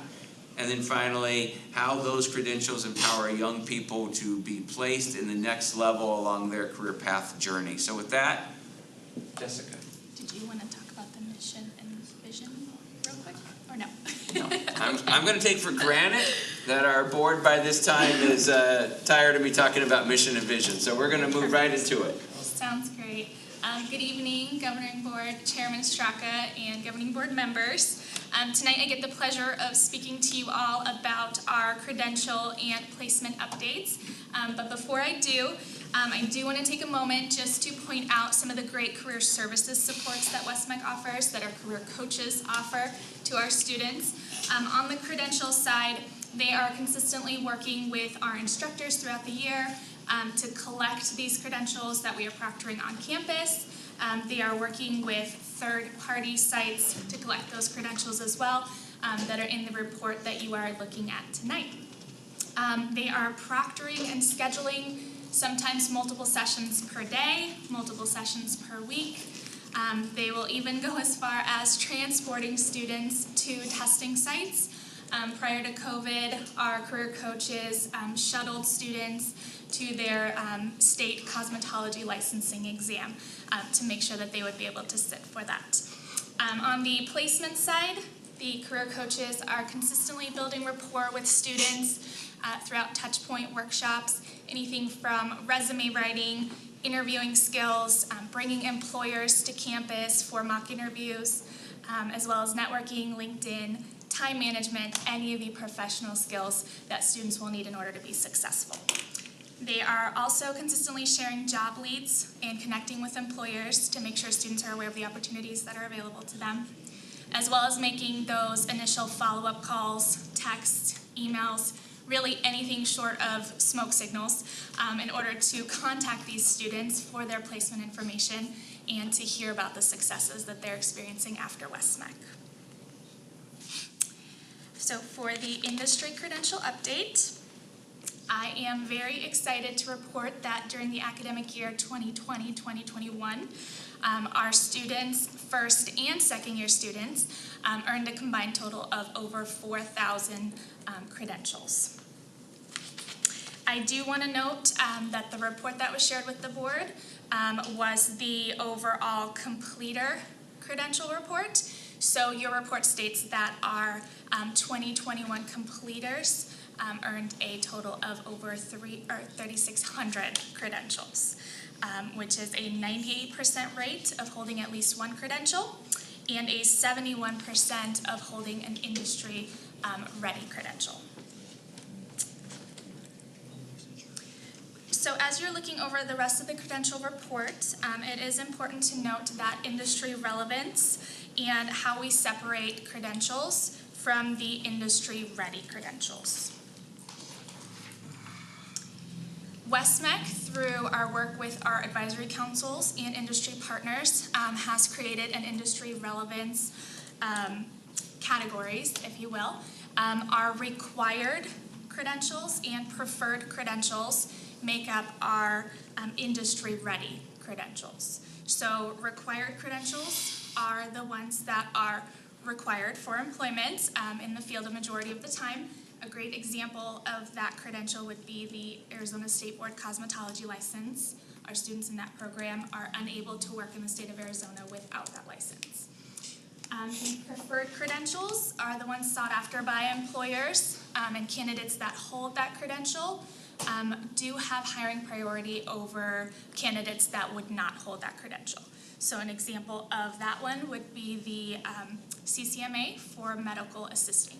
The state of Arizona does not require medical assistants to be certified, but offices and clinics do recognize that the applicants that hold that credential have the knowledge needed and the safety knowledge needed to be working in a clinical setting.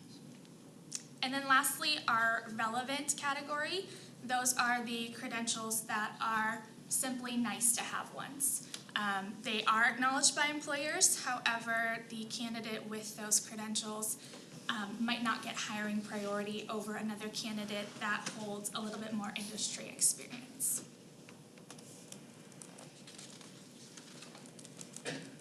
So in summation for the industry credential report, you have the completers by program data, you have the credential counts by program, and we've also provided you our West-MEC industry credential matrix that lists out credentials offered by program as well as their relevance.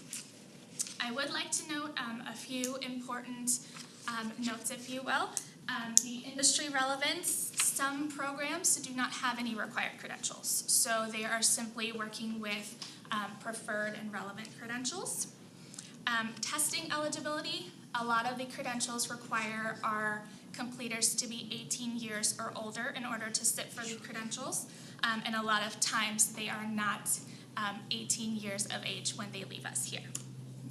Testing availability, we know COVID really put a wrench into a lot of different things, and credential attainment was definitely one of those as well.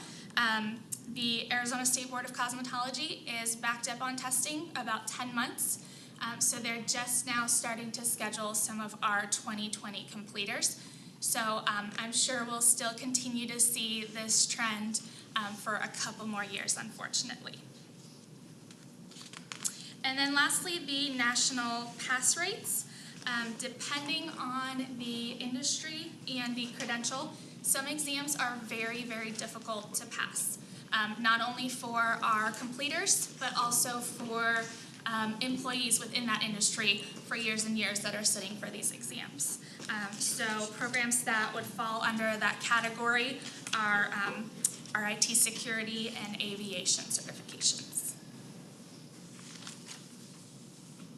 And now on to the student career placement update. I am very proud to report that our 2020 completers are at an 81.68% positive placement rate. This means that they are positively engaged in the economy through either education, employment, military, or service mission within 1 year of their West-MEC program completion. The 2020 completer placement report that was shared with you includes the overall West-MEC data pie chart, and that page also includes the category definitions we use, as well as a quick overview of percentages in each category of the following. Employed, which is any completer working part-time or full-time in a related or unrelated field. Education, this includes 2-year and 4-year degrees, technical degrees, as well as advanced certifications. Education and employment or military or mission.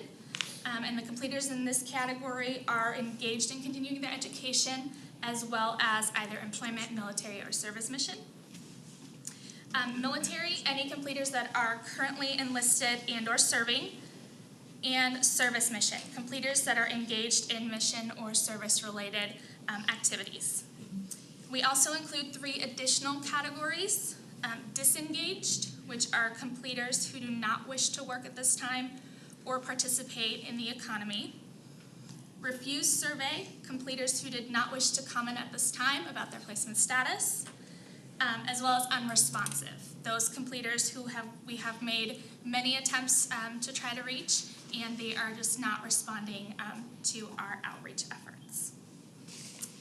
Next, you also have the data by program percentages and the data by program counts.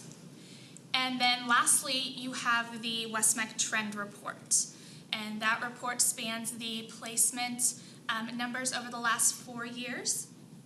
And you can see that we are a little bit down from the previous 2 years.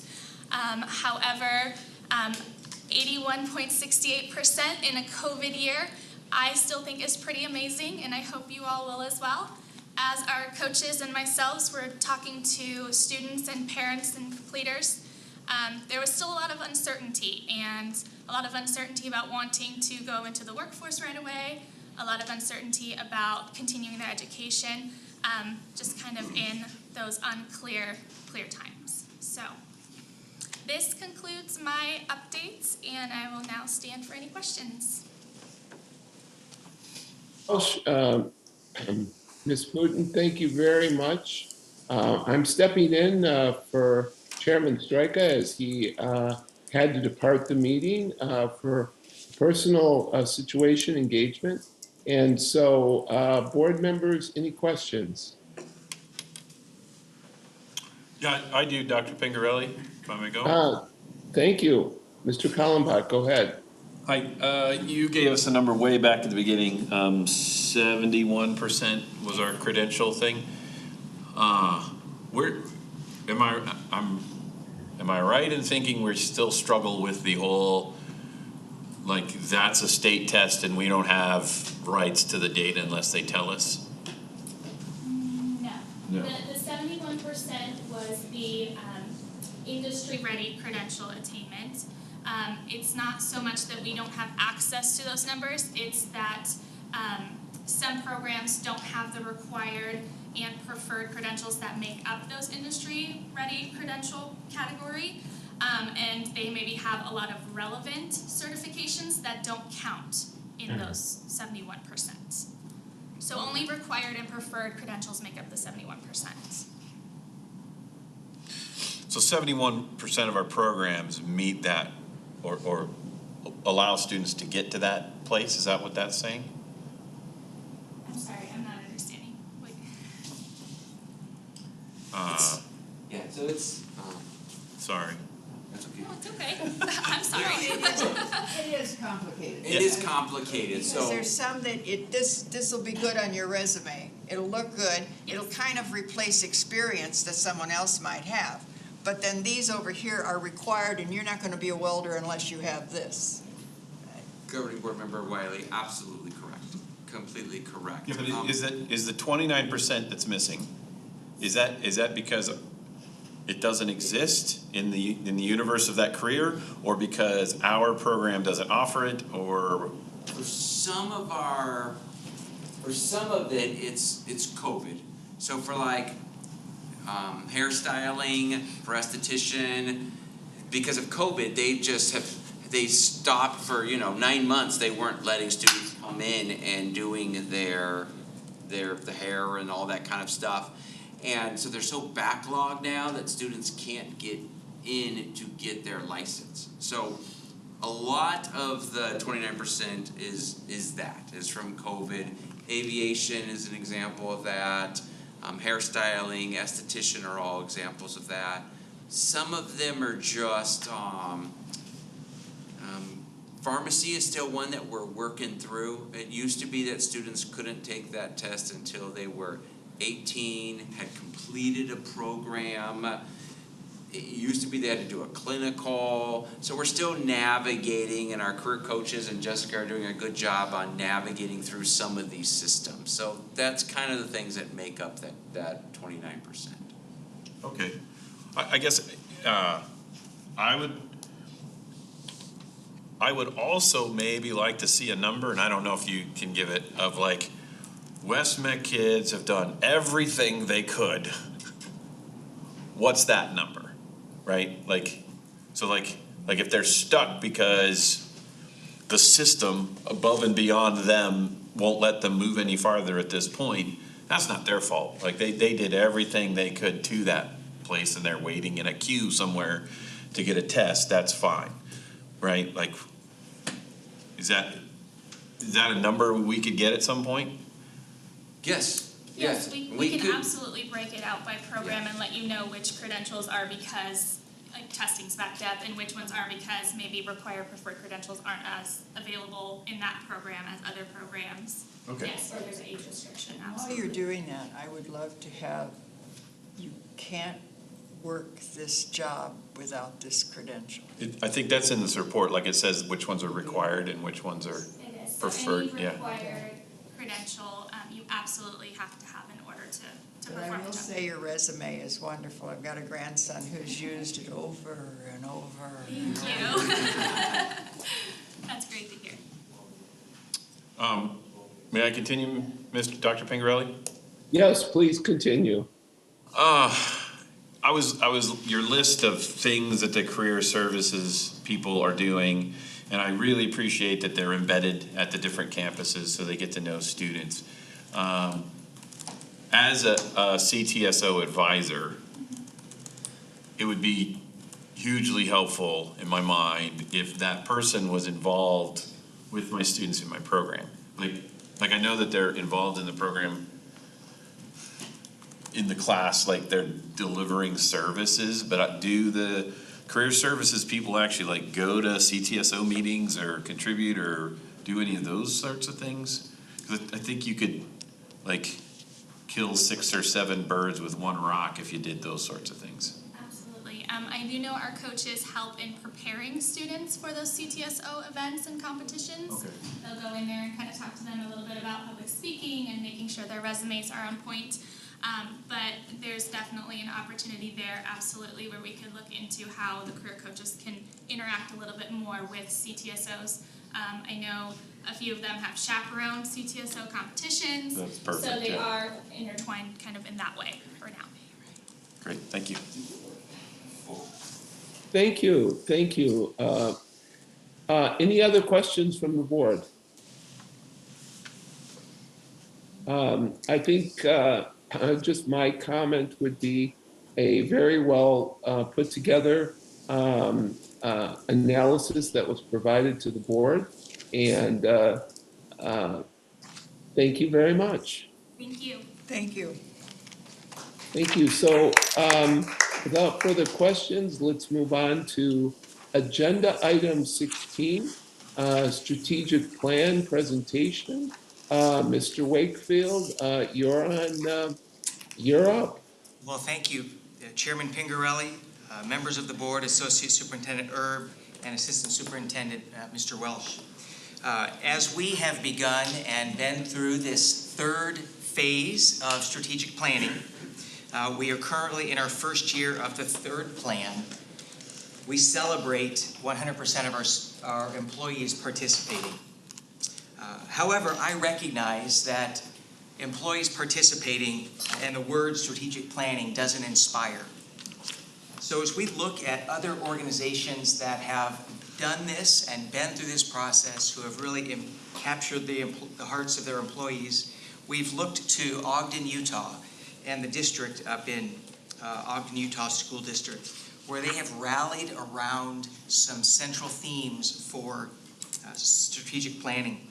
They, in their first iteration of a strategic plan, named it Nexus, and that Nexus plan gained a life of its own, and then as they went to the next iteration of their plan, they continued with the theme of Nexus, but this was Nexus Elevate.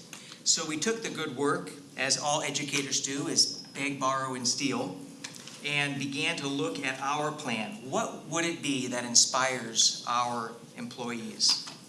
What is it that keeps our employees engaged? It's the team contribution, their individual contributions, their influence. All of these are accomplishments that inspire. We see these as lights that shine. They shine individually, and individually they are only lights, but collectively they advance our cause and our purpose. So with that, we elected to create what we call Aurora. Aurora is the name of our strategic plan. We believe that we want people to be engaged, and we want them to be able to envision how that their daily work, their daily contribution when orchestrated collectively across the organization, create something beautiful.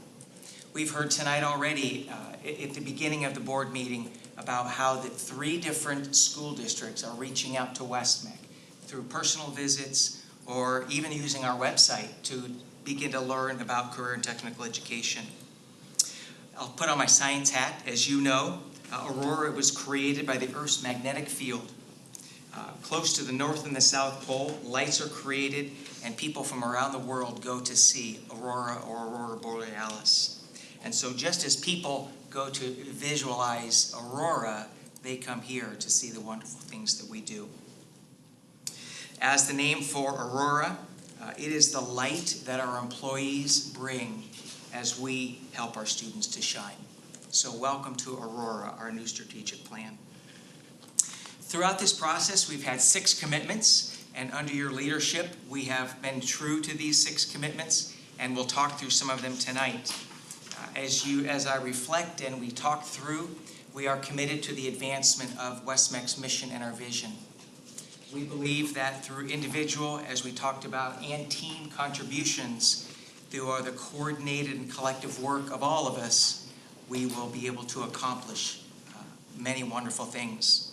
With your direct request for continued opportunities for leadership development, we have implemented and added people to our team to develop their leadership skills. Goals are measurable, and we have worked for internal and external communication, all of things that through board study sessions you have been a part of planning. To refresh your memory, we have 2 categories of what we call bridging strategies. Bridging strategies are these overarching goals that will take us through the next 5 years. They are centered around learners, and then they are centered around stakeholders. We have 8 topics by which we will we have set goals in learner engagement, and then 6 topics that are our stakeholder engagement bridging strategies.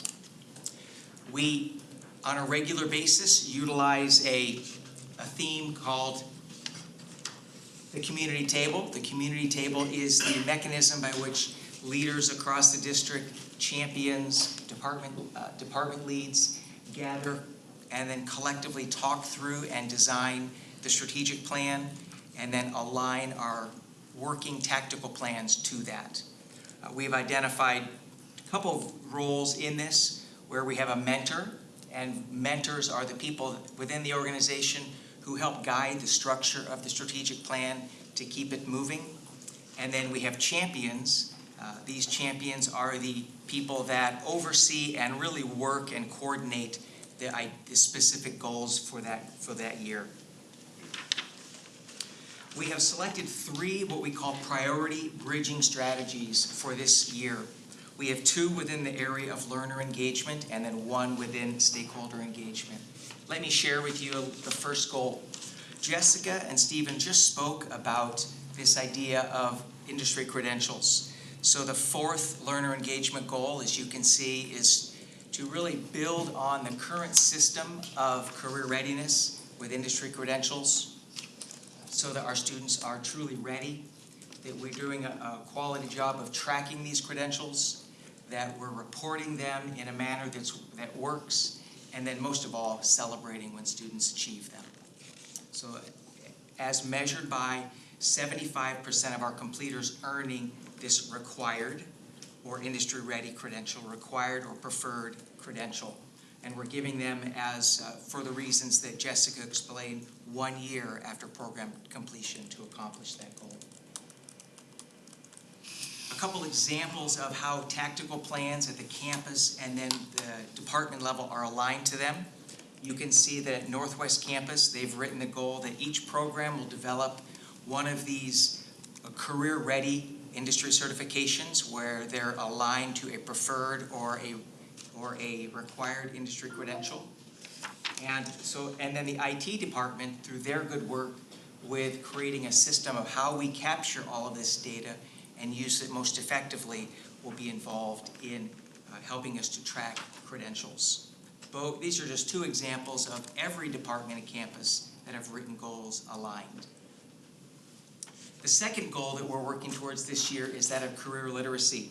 As you well know, career literacy is how we educate students prior to coming to West-MEC, just like you learned from the Cartwright School District tonight, how we educate them about career opportunities before they come here, while they're here, and then also, even though they may be high school or adult students, what they can become while they're here and put them on a pathway. So we will measure the completion of this goal by all completers sharing a meaningful career pathway in an exit interview. And Jessica has already told you about how busy the career coaches are and the career specialists are, but they will be involved in this meaningful exit interview. And then secondly, as we've talked about, and Rasan has talked about, this idea of summer camps in a partnership with Pendergast, where our goal is for each campus to design a unique summer camp experience for their students, for the students on that, middle school students that could attend that campus, to come for 4 days in June to have a summer camp. And so Rasan will be leading this measure, and then Brian Wright will be really, is the champion around the exit interview work that's being done. So these are just two examples of how we're measuring the accomplishment of this goal. This would look like at the Southwest campus, all teachers using the Tools for Schools resources. These are the resources that we've built out in connection with Mark Perna for a meaningful career literacy experience for students. You all have seen the career trees, helping students to understand the use of them as they put their leaves on the career trees, so that this is a meaningful opportunity for them. And then if we're going to be offering summer camps and we're going to have middle schoolers all over our campuses, we know that Matt and his team is going to be essential in creating a safe, a clean, and a functioning environment for all these middle school students. So just two more examples of how all departments, all campuses are aligning their work for these goals. The third and final goal for the year, if that isn't enough, is in stakeholder engagement as we think about how we recruit, and then as we've reached out to students, how we retain their interest until the point of enrollment, and then how we keep them to be completers in the program. We're calling this the recruitment and retention timeline. And so again, through our work with the Tools for Schools and Mark Perna, the team is in the process of creating this timeline. And the measurement tool is that by next year, we'll be implementing this tool as fully functioning as a part of our recruitment and retention. This, two examples of what this might look like. At Northeast Campus, programs are developing specific engagement opportunities with parents. They could be parents of middle school students, they could be parents of existing students, to help them in this recruitment and retention timeline. And then, as always, with the super support of our communications department, they'll be creating design assets for all of the major milestones within this timeline to equip all of us as we work with others to become a part of our West-MEC family. So you can see that there are three very ambitious goals, selected because of data, selected because we believe that all of these can involve all of our employees in meaningful ways and really are true to advancing our mission and our vision. So I've been able to share a brief overview of the structure of the strategic plan, highlighted 3 of the priority bridging strategies for the year, and with that, I will stand for any questions.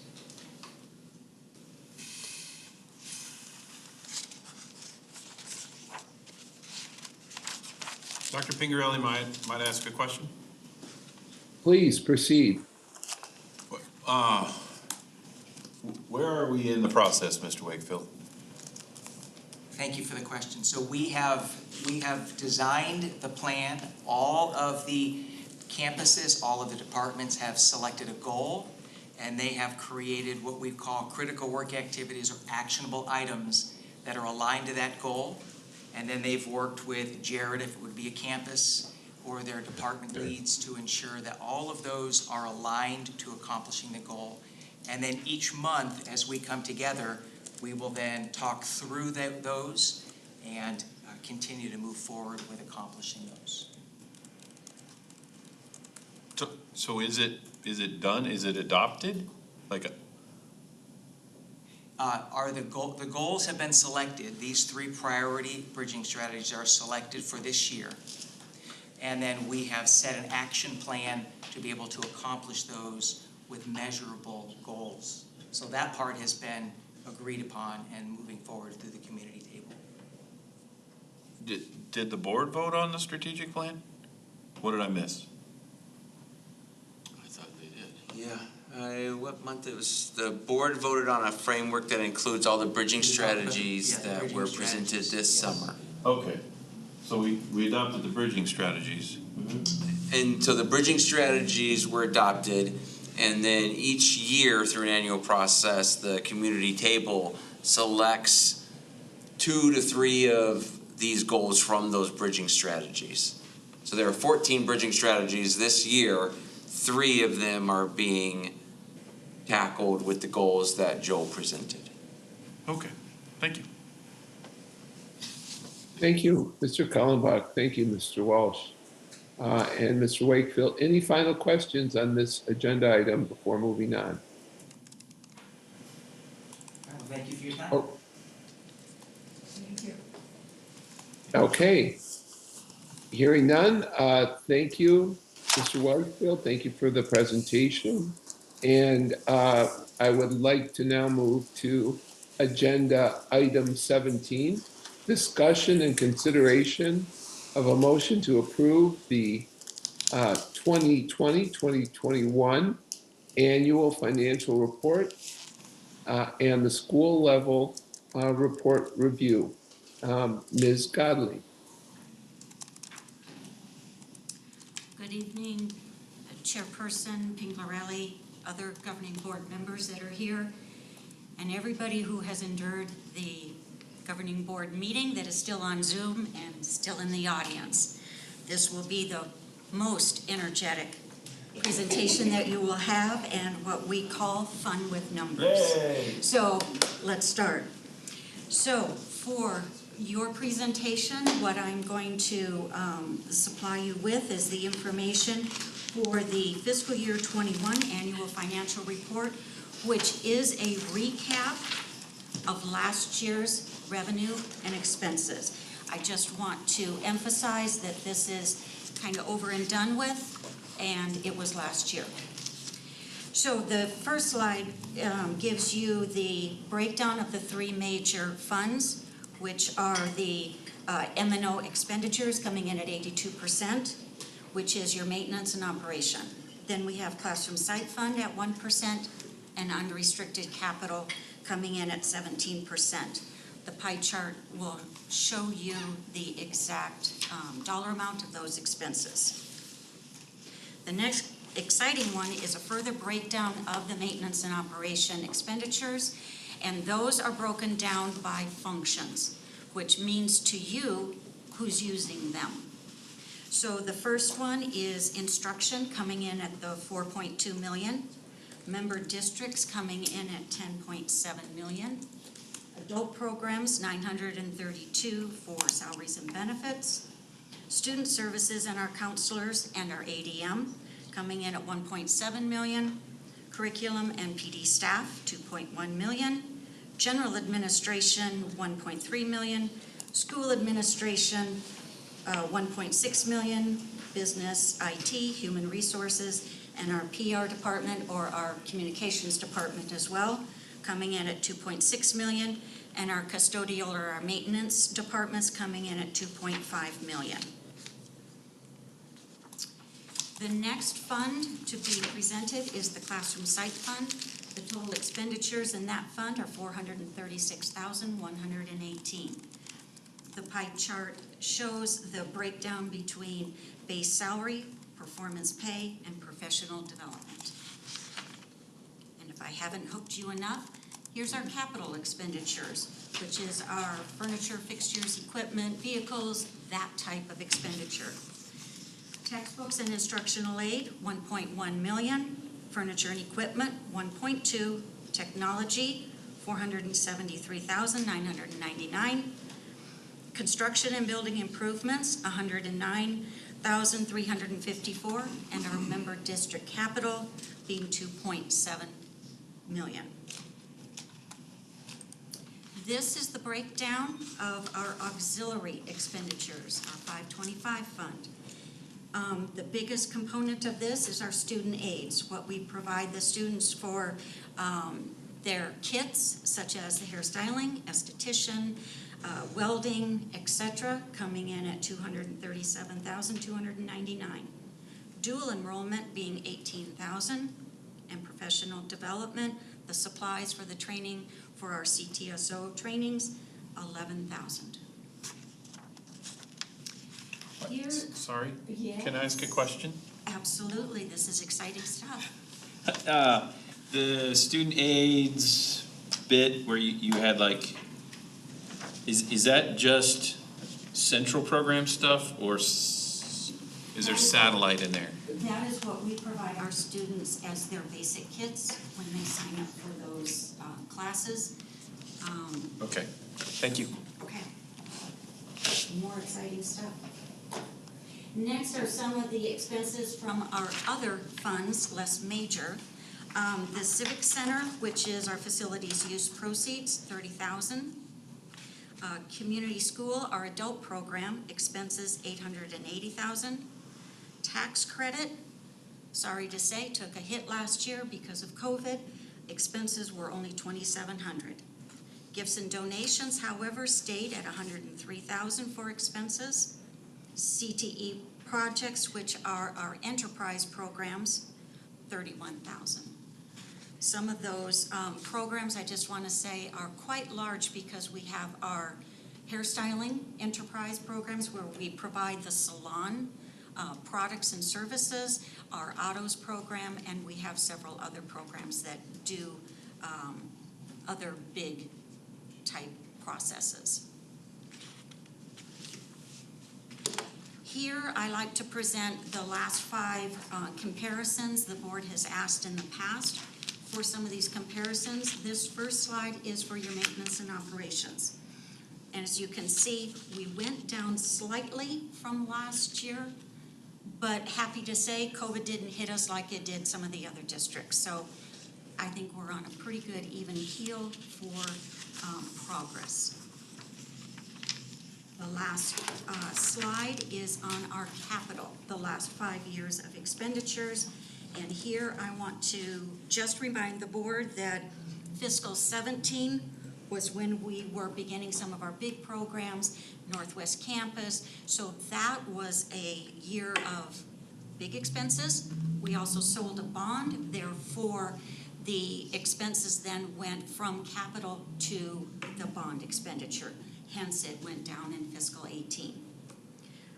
For fiscal 21, we were up slightly, which is in the good range. Does anybody have any questions on those? I have just one. Okay. Going up to first of all, I love the pie chart, so thank you for that. Big fan. Going up to the breakdown of the MMO expenditures, I see salary and benefits for adult programs at $932,000. I'm just gonna make a guess here and assume that's not the total payroll, salary, and wages for the entire district, right?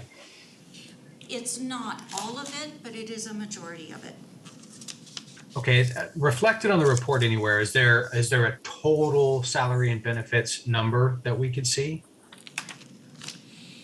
If you want to see the breakdown by fund, I would direct you to the actual AFR report itself, which then for maintenance and operation on page 2 of 9 would show you the breakdown of all the salaries and all the benefits by the function, which I just kind of reiterate is the who that we are paying, which department they work in and what are their duties.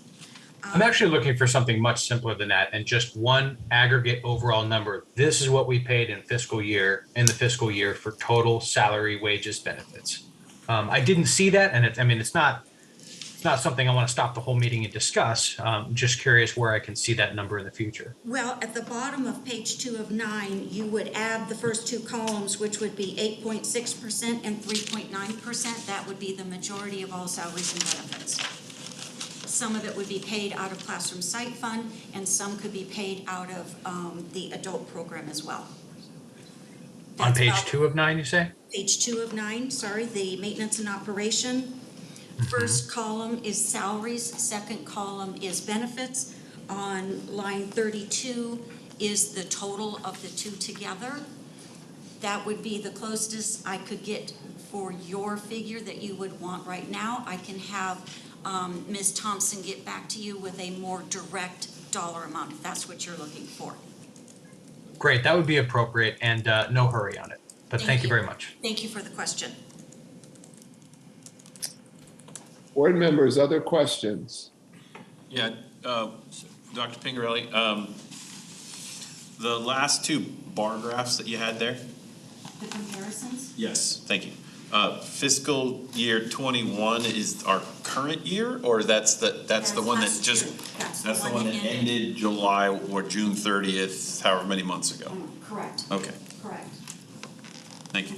We are in the fiscal 22 year, and that won't be summarized for another 6 or 7 months, and we'll be back in this again. Got it.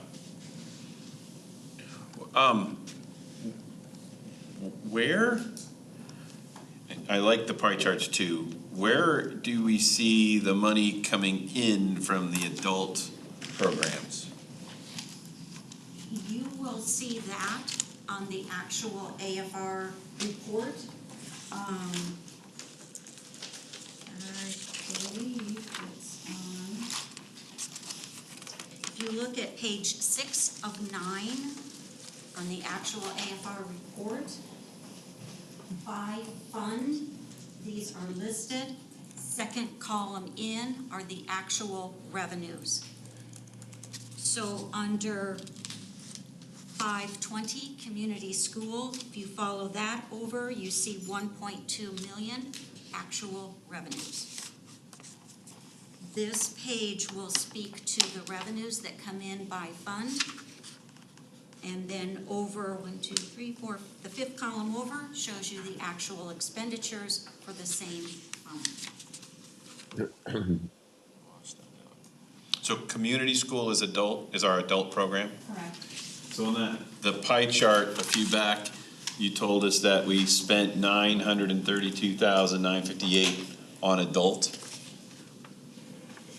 And some of that comes out of a different fund, but it is for the adult program. But we're pulling in 1.6 million? 1.2? Oh, I was on the fifth column. 1.6 is the ending balance of that fund. Oh, So- okay. So that takes into account the beginning balance, Sure. what we added in revenues, what we took away from expenses, leaves us with the ending balance. So we're charging adult students tuition. Tell me when I'm wrong. From that tuition, we buy some supplies for them and some equipment. We pay our adult teachers. We pay some of our adults out of that fund as well, And then. salaries and benefits. And then when we're kind of gradually working up a balance? Yes, I don't know what some of the forthcoming expenditures will be Sure. in fiscal 21. Right, but there was a point where we were pouring money into adult. We knew that it was a loser, we were just spending money on it. We're past that, now we're not losing money on adult now? Is that a fair thing? I think we're climbing up. Okay. Fair assessment. With FAFSA, it's helped us. Okay. No, that's exciting. Awesome, Yeah. all right. Yeah. Okay, thank you. Thank you. Thank you. So members, if there are no further questions on this item, I believe it is a voting item to approve. If I might, Chairman, the second Yes. half of this will be the school level reporting, and that's at the time in which you would vote on the two together, if you would. Okay, thank you very much. So Thank you. proceed. They are agendized separately, though. They are together only because the two go hand in hand with the data, if I might. Okay. School However, level, on the agenda, they are agendized separately. No, I think So- she's still talking about 17, Dr. Pingarelli. There's two Oh, parts you of it. are, okay, sorry about that. correct. Okay, thank you. If I can just give you a little bit of history on the school level reporting. This is the second year that we've had to do this. And what it does in a nutshell is it takes all of the data that was on the annual financial report and breaks it down differently. And the way it breaks it down is by a comparison of campuses and district expenditures. It is based on ADM. So in your presentation, the one, if we can get the district one up, I'm sorry. The district SLR? It is for me, can it be for them? We can do either. Okay, what you see on the screen and is in your packet is the easiest way we can summarize this very, very, very lengthy report. And it is by campus. So we have the 4 campuses you'll see: Central, Northeast, Northwest, Southwest. And all the expenditures are in there, but it is based on ADM.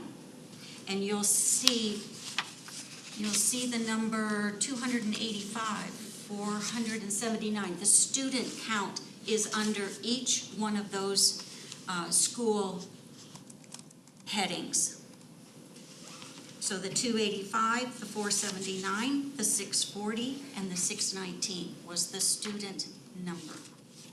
So the expenditures that you see below and that go for 8 pages are the different categories of the expenditures, and those numbers do come from the data dump, that's what we lovingly call it, from our general ledger from the AFR.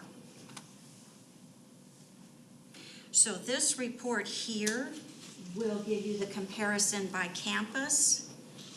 The other SLR report will give you the district-wide. Yes, thank you.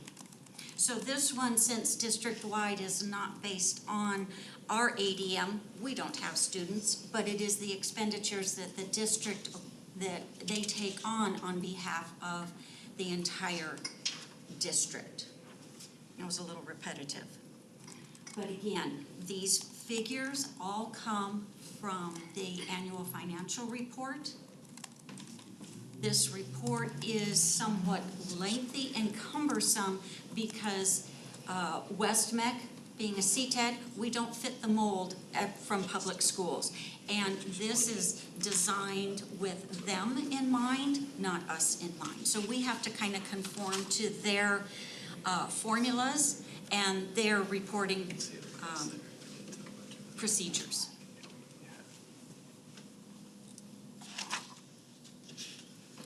I would like to just highlight one more thing regarding the AFR and the SLR.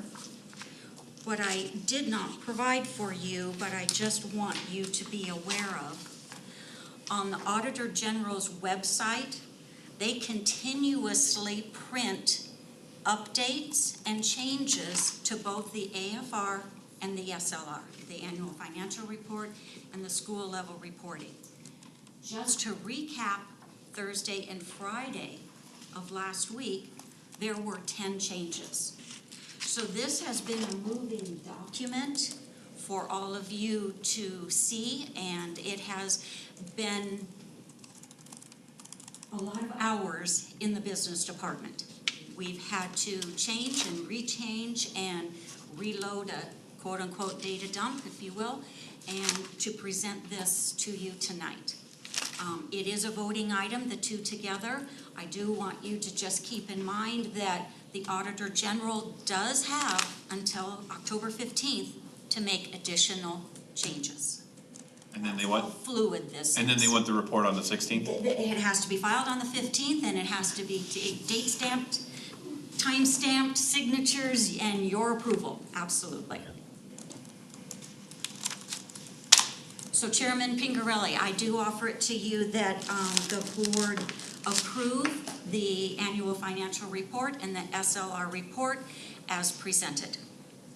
Thank you, Ms. Godley. Thank you very much. And members, so I would to approve the annual financial report and the school level report.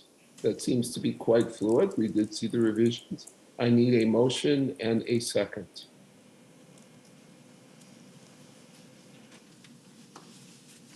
Dr. Pingarelli, I will Yes. motion to approve item number 17 as presented. Okay. Thank you, Mr. Hutchinson. And is there a second? Second. Second. Okay, so a motion made by Mr. Hutchinson, a second by Mr. Kallenbach. Call for the question. I think there are 4 of us here remaining. So I'll just do, Ms. Markham, should we just do a roll call on this? Yes. Thank you. Peter Pingarelli. Aye. Barbara Wiley. Aye. Michael Hutchinson. Aye. James Kaltenbach. Aye. Okay, so motion passes 4 ayes, 2 absent, approved. Thank you. Thank you, Ms. Godley. Thank you very much. Moving on to item number 18, bond expense report. Ms. Thompson. Speaking for Ms. Thompson, this is Deb Godley. I'm going to be presenting the annual bond report for your review. This report is not a voting item, but it is required that we bring it to you every year to give you an updated status on where we are. So this is the fiscal 21 annual bond report. As you can see by this, the voters approved in 2012 74.9 million bond, and again in 2016 for 1.1 million. Below it are the expenditures for each bond, being 2012 and 2016. It has been asked in the past that we present these figures to you based on campus. So this first slide is for Central Campus. In 2012, the expenditures were a little over 7 million, and you can see the 2 years that those expenses were incurred. For Northeast Campus, in 2012, total expenditures were 28.9 million, and as you can see on the left, the different years of expenditures, whether it be land and building purchase, construction, or furniture, fixtures, and equipment. Southwest Campus, they had expenditures out of both bond years. 24.2 million in 2012 and 35.4 million in 2016. And again, we have broken it out by fiscal year and those expenditures. Northwest Campus had a total of 58.2 million expenditures, and we have broken that out between the 2012 being 14.8 million and 2016 being 43.4 million. Again, further breakdown of each year's expenditures. Sorry, the 12 and 16 were which bond they came out of? Yes, the Thank 2 different years that Great. we went for the bond. Thank you.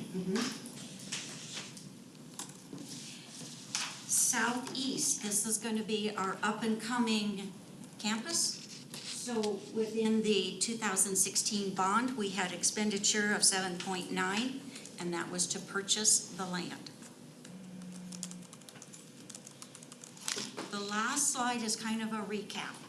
So the ending cash balance as of June 30, 2021 is $54 million. Outstanding as of July 1st, 2020, which is the amount that we owe, was $144 million. We issued 0 in fiscal year 21. We retired or paid off $53.7 million. Our outstanding as of the end of June 30, 2021 is $90 million, and that reflects how much we owe.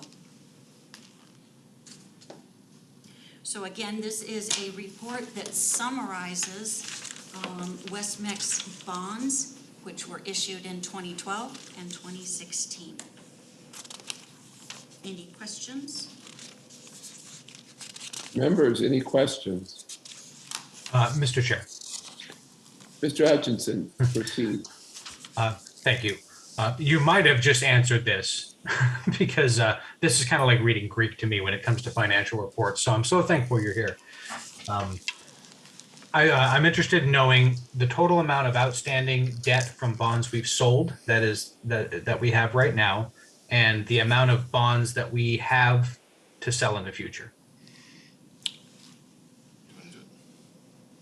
I understand this question. Pardon? I understand this question. Okay, go ahead. Okay, Chairman Pingarelli and Mr. Hutchinson, I think if I understand your question on the last slide, our outstanding debt is $90 million, and we have $54 million in bonds. There's no more bonds to sell. The board's already approved the last sale, and with the remaining funds, we have $54 million remaining. That 54 can be spent on however you and leadership direct, whether it's on construction of a campus or purchasing more land, but that's how much cash we have, the 54 million. Great, thank you. Believe I have one follow-up, but it just slipped right out of my head, so I'll end it right there. Thank you very much. Again, this is just a report for the board's clarification so that we are transparent and that you are up to date and current with where we stand with bond money. Yes, sir. Sorry, Dr. Pingarelli. So we've retired 53 million. The first bond was only 49. Have we completely retired it? Or are we kind of paying off two things at the same What time? we're stating on this slide, can they see this slide, please? Can I? Oh, thank you. What I'm saying here, the retired of 53 million, that is during fiscal 21. So in that year, we retired that year. money? Okay. Mhm. So We paid off in that year the 53 million. we paid off more than that. I believe so, yes. Because all total, we went out for the 74 million and the 141 million. So Okay. that was the total bonds we went out for over those two different time periods. Okay, thank you. Mr. Chair, one more follow-up if you would.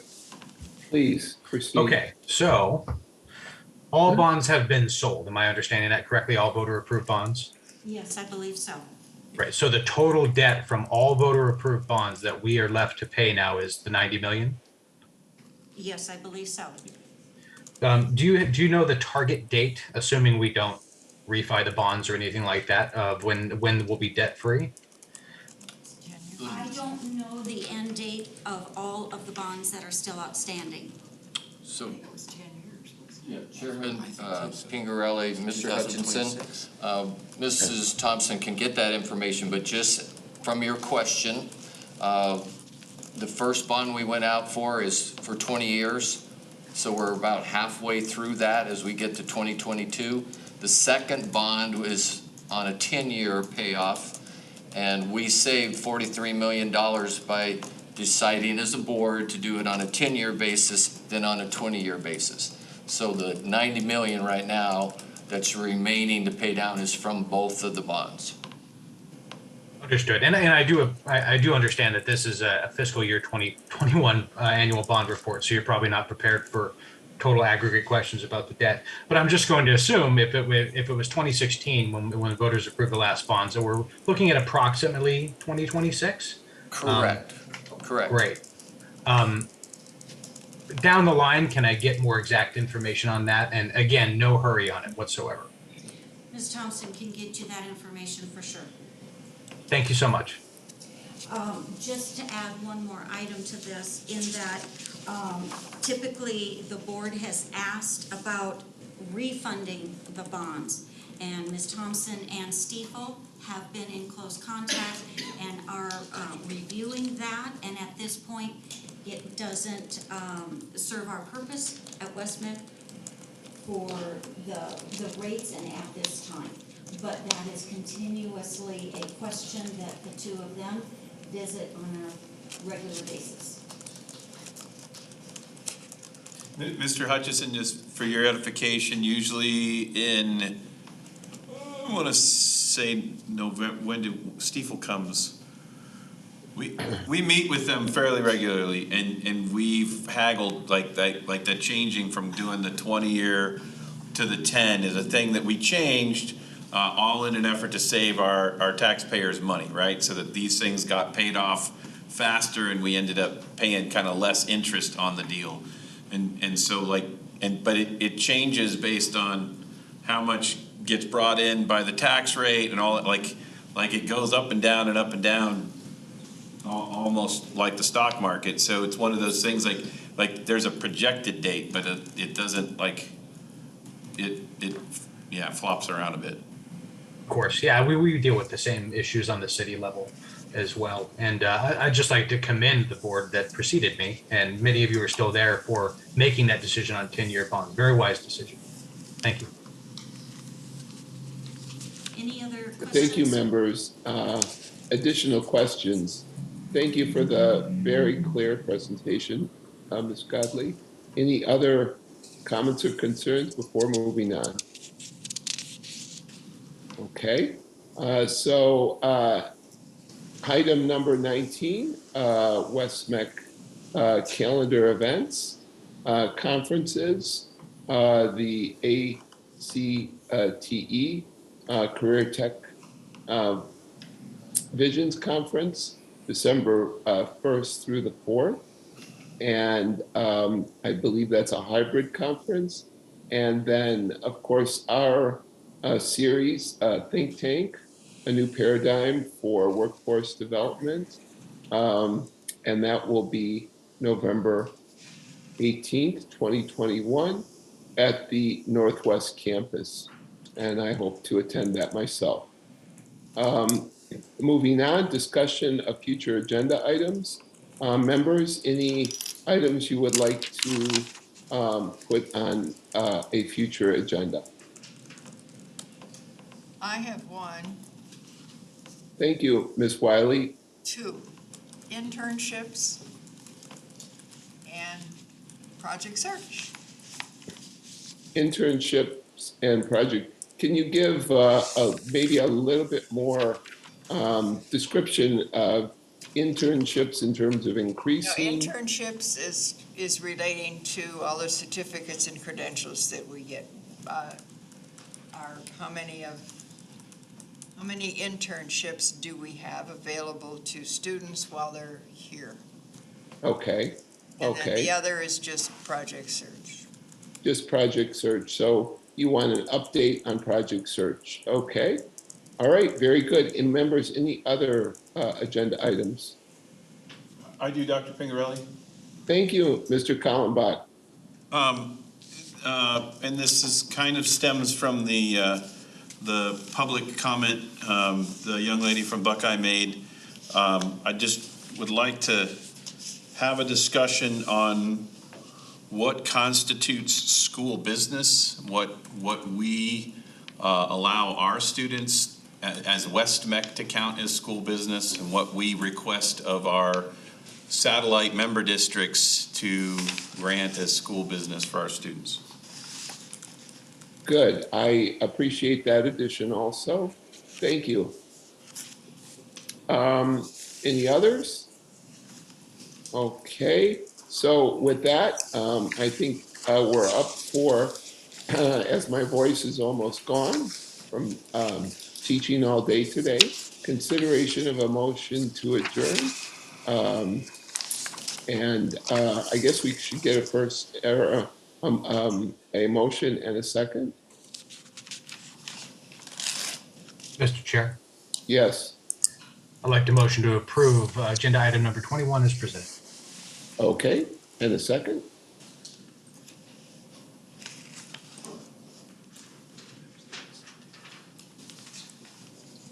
Well, the chair will second. So all those in favor to adjourn? Aye? Aye. Aye, opposed, none? Members, we are adjourned. Thank you very much. Thank you to administration and all those in the audience for attending tonight's meeting. Thank you. Good night, Dr. Pingerelli. Good night, Mr. Hutchinson. Good night, everyone. Good night, all.